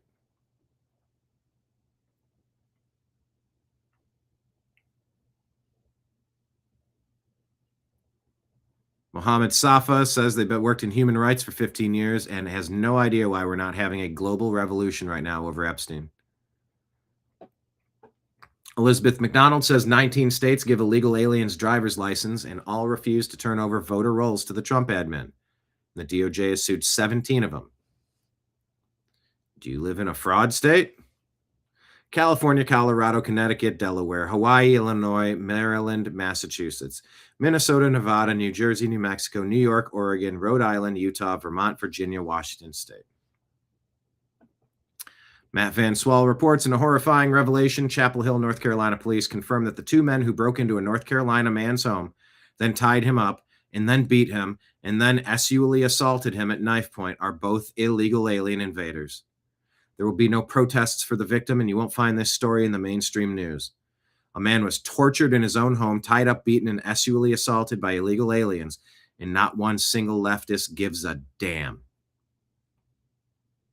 John B. Wells just read the entire Migration and 2030 Agenda, a guide for practitioners. And if you strip out the humanitarian, climate change, and progress for humanity language, what it boils down to is they want a managed global population with no stubborn, rooted majorities, no strong old world identities, and no independent power centers, so they suppress Western fertility through pharmakeia, food and water contamination, psychological warfare, and propaganda. Then present the resulting demographic collapse as a neutral problem, and then solve it with permanent mass migration that keeps the debt economy running, dilutes historic white Christian populations, breaks social cohesion, and justifies a thick web of surveillance, speech control, NGO management, and UN-style governance over human bodies, borders, labor, and money until most people are interchangeable, trafficable units in a post-national, post-Christian, post-ethnic grid. They do not just bulldoze everyone because they still need a large, frightened, semi-healthy herd to work, consume, and validate their status. They do not have absolute unified power. Open slaughter would risk revolt and delegitimizes the system. And the kind of people who built this architecture think in terms of slow, deniable, legalistic pressures and manufactured consent, so poison comes as medicine, control comes as care, demographic replacement comes as compassion, and they keep tightening the cage while pretending nothing fundamental is happening. Worth the read. Not the Reid Hoffman. A person with Air Force and topography experience flagged Zorro Ranch's placement as screaming underground facility under the mesa.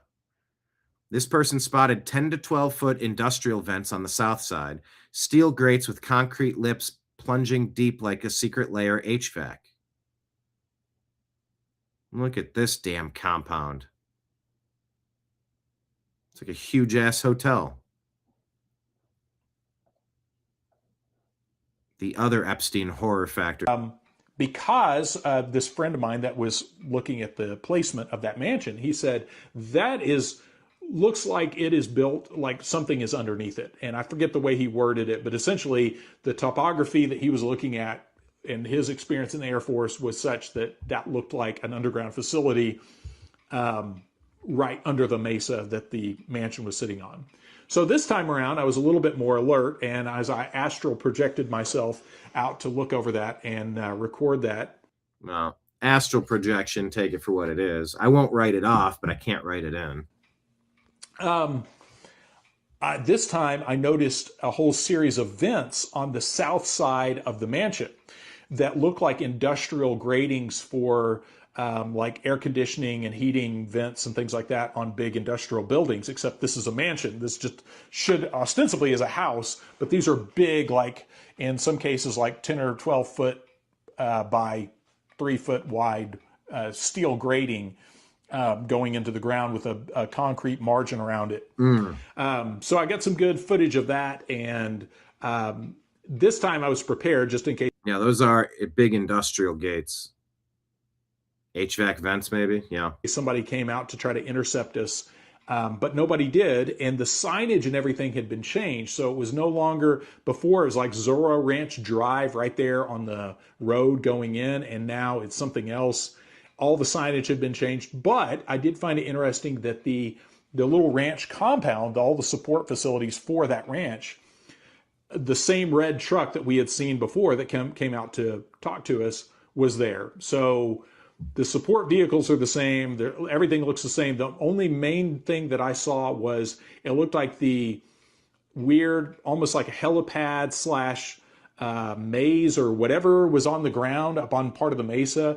That has all been bulldozed or whatever. That's all gone. But my personal thought on that is, why would that have been taken out? Is after seeing the way we were treated in the high security and everything else, the lottery winning and all that, all the weird stuff around that, I started coming to the conclusion that I thought the guy is very much alive and probably at just a different location or something like that. If he is or not, I can't prove that one way or the other. But from what I have seen, from the information I've gathered, I would say there's a high probability that Epstein is very much alive. A lot of people think that. Noam Chomsky called him a highly valued friend. Pictures and all, got some.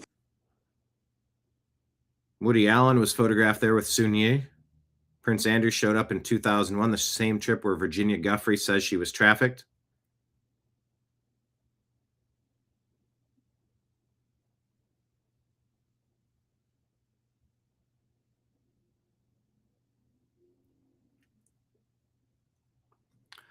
$10,000 acres. 10,000 acres.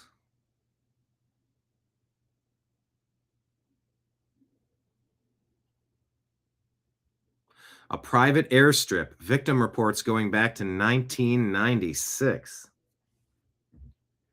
Somehow not a single federal search warrant was ever executed on the property.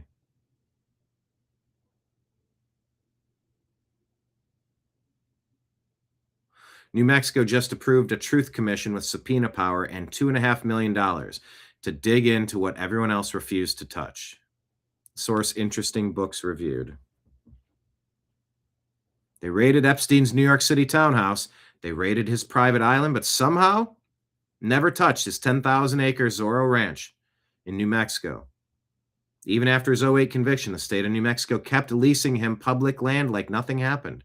No search, no raid, no questions asked. And New Mexico just approved a full investigation with subpoena power. 30 years of looking the other way is finally over. Oh, it just goes so deep.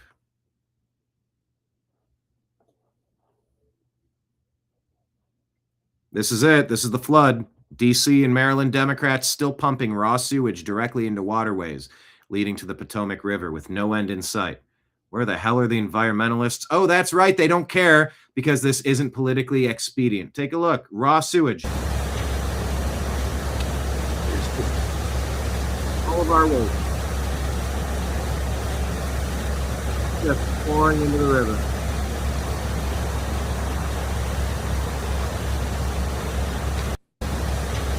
I don't know if this is the actual picture of it. They're claiming it is, from Andrew Layden. Nick Sorter put that up.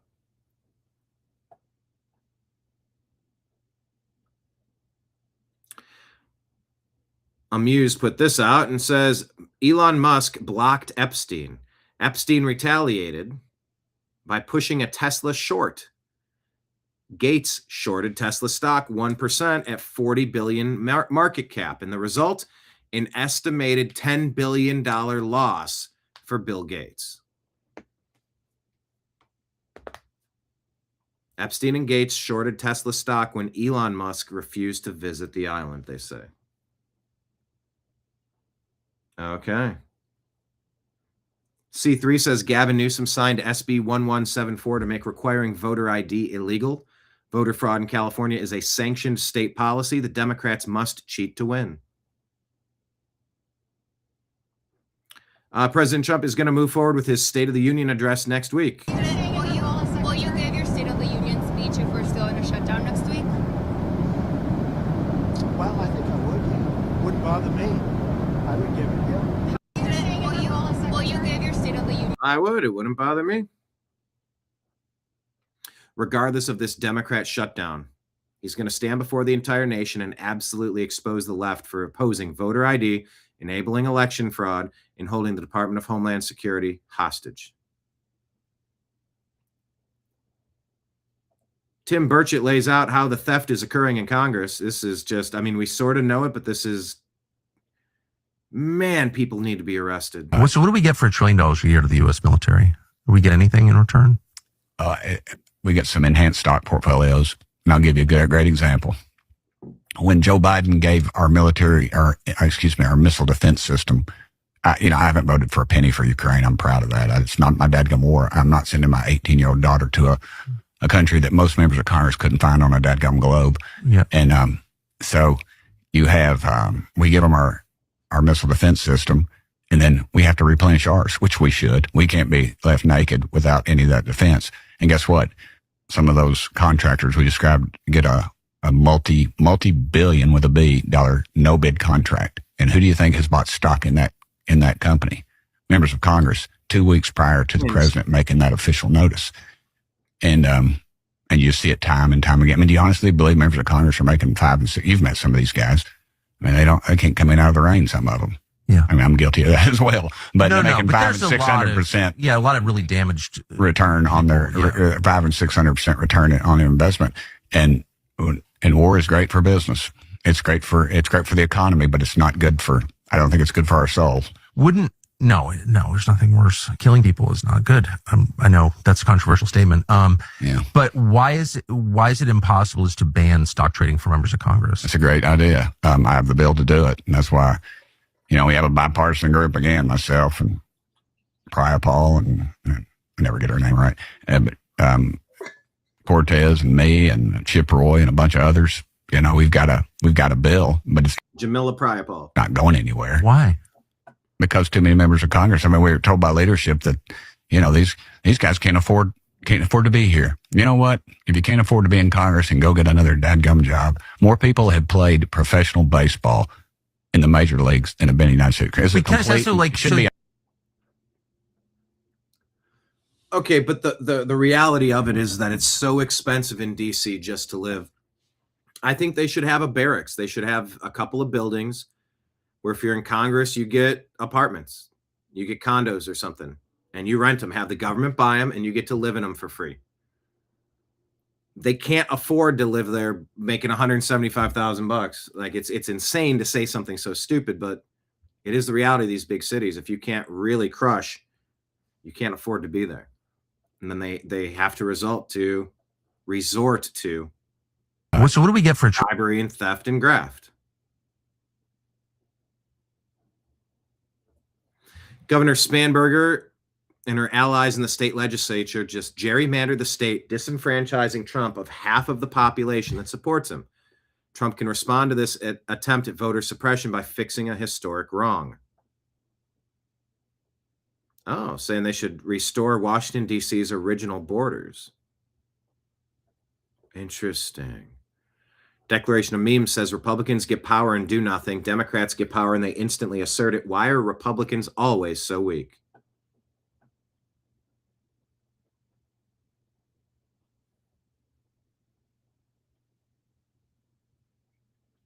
Booz Allen Hamilton, a main financier of the biolabs in Ukraine, allegedly, according to Bridget Fertig. While we were distracted, President Trump cut a tentacle off the military-industrial complex, terminating all government contracts with private weapons defense contracting company Booz Hamilton. Involvement in areas related to biological threat reduction, biodefense, biosecurity through various Department of Defense contracts. Roughly 98% of Booz Allen Hamilton's revenue comes from U.S. government contracts. Without batting an eye, Trump shut them down and bankrupted them overnight. He's doing it, y'all. He's draining the swamp amidst all the fog covering the field, says Bridget Fertig. And there's a CNBC clip here about Treasury canceling all contracts with Booz Allen Hamilton.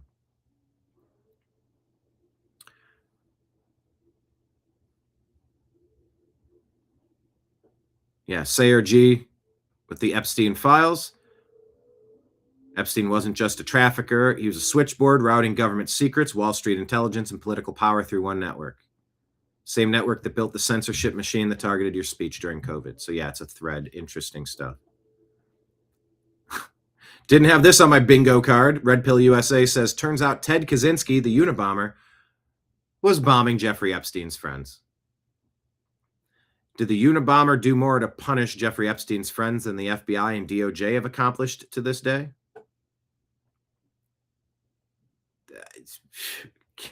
If this story comes up again,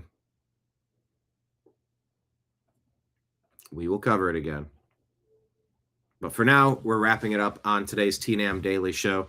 Please hit the Rumble rant or the Super Chat if you would like to donate to the program and or subscribe to the YouTube channel. I think it's like $5 a month. Rumble as well, $5 a month. And the Patreon, like $10 a month or $100 or $1,000 a month. Your support is super appreciated. If you want to do something direct, Venmo and Cash App is my name, at BrianEngelman. And then on PayPal, it's at fuzzinstallment@yahoo.com. All scrolling at the bottom of the screen so you can pause it and just drop something in there. It's all super appreciated. So we will be back again tomorrow. I believe noon should work. We will keep you posted if anything changes. What a day for news. I feel like I leave out 2/3 of my X stories usually. I find so many interesting things to talk about. Some days I feel like I could do a 6-hour show. But not right now. Right now, we're going to tap out. So thank you all for being here. We'll be back again tomorrow. Stay strong, everybody. Stay financially fit, stay physically fit, stay mentally fit, stay spiritually fit. And find some humor. Carve out a little bit of time to laugh. Watch a funny movie. Go to a comedy show. Go to a comedy club. We got to laugh. It's one of the best things we can do to help our psyche, our state of mind. Laugh. Don't forget to laugh. All right. Signing out on behalf of everybody out there in the TNAM universe. Thank you all for being here in the comments section. Hit like, hit subscribe, share the show with a friend. Try to bring somebody with you to tomorrow's program. I appreciate you. I love you. And we will talk to you again soon. Take care, everybody. Peace.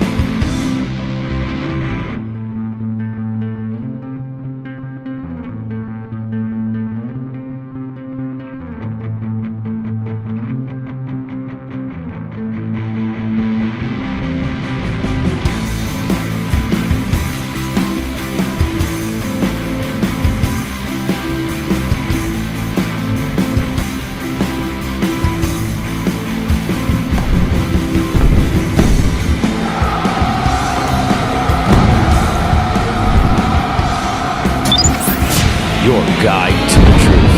TheNewAmericanMedia.com.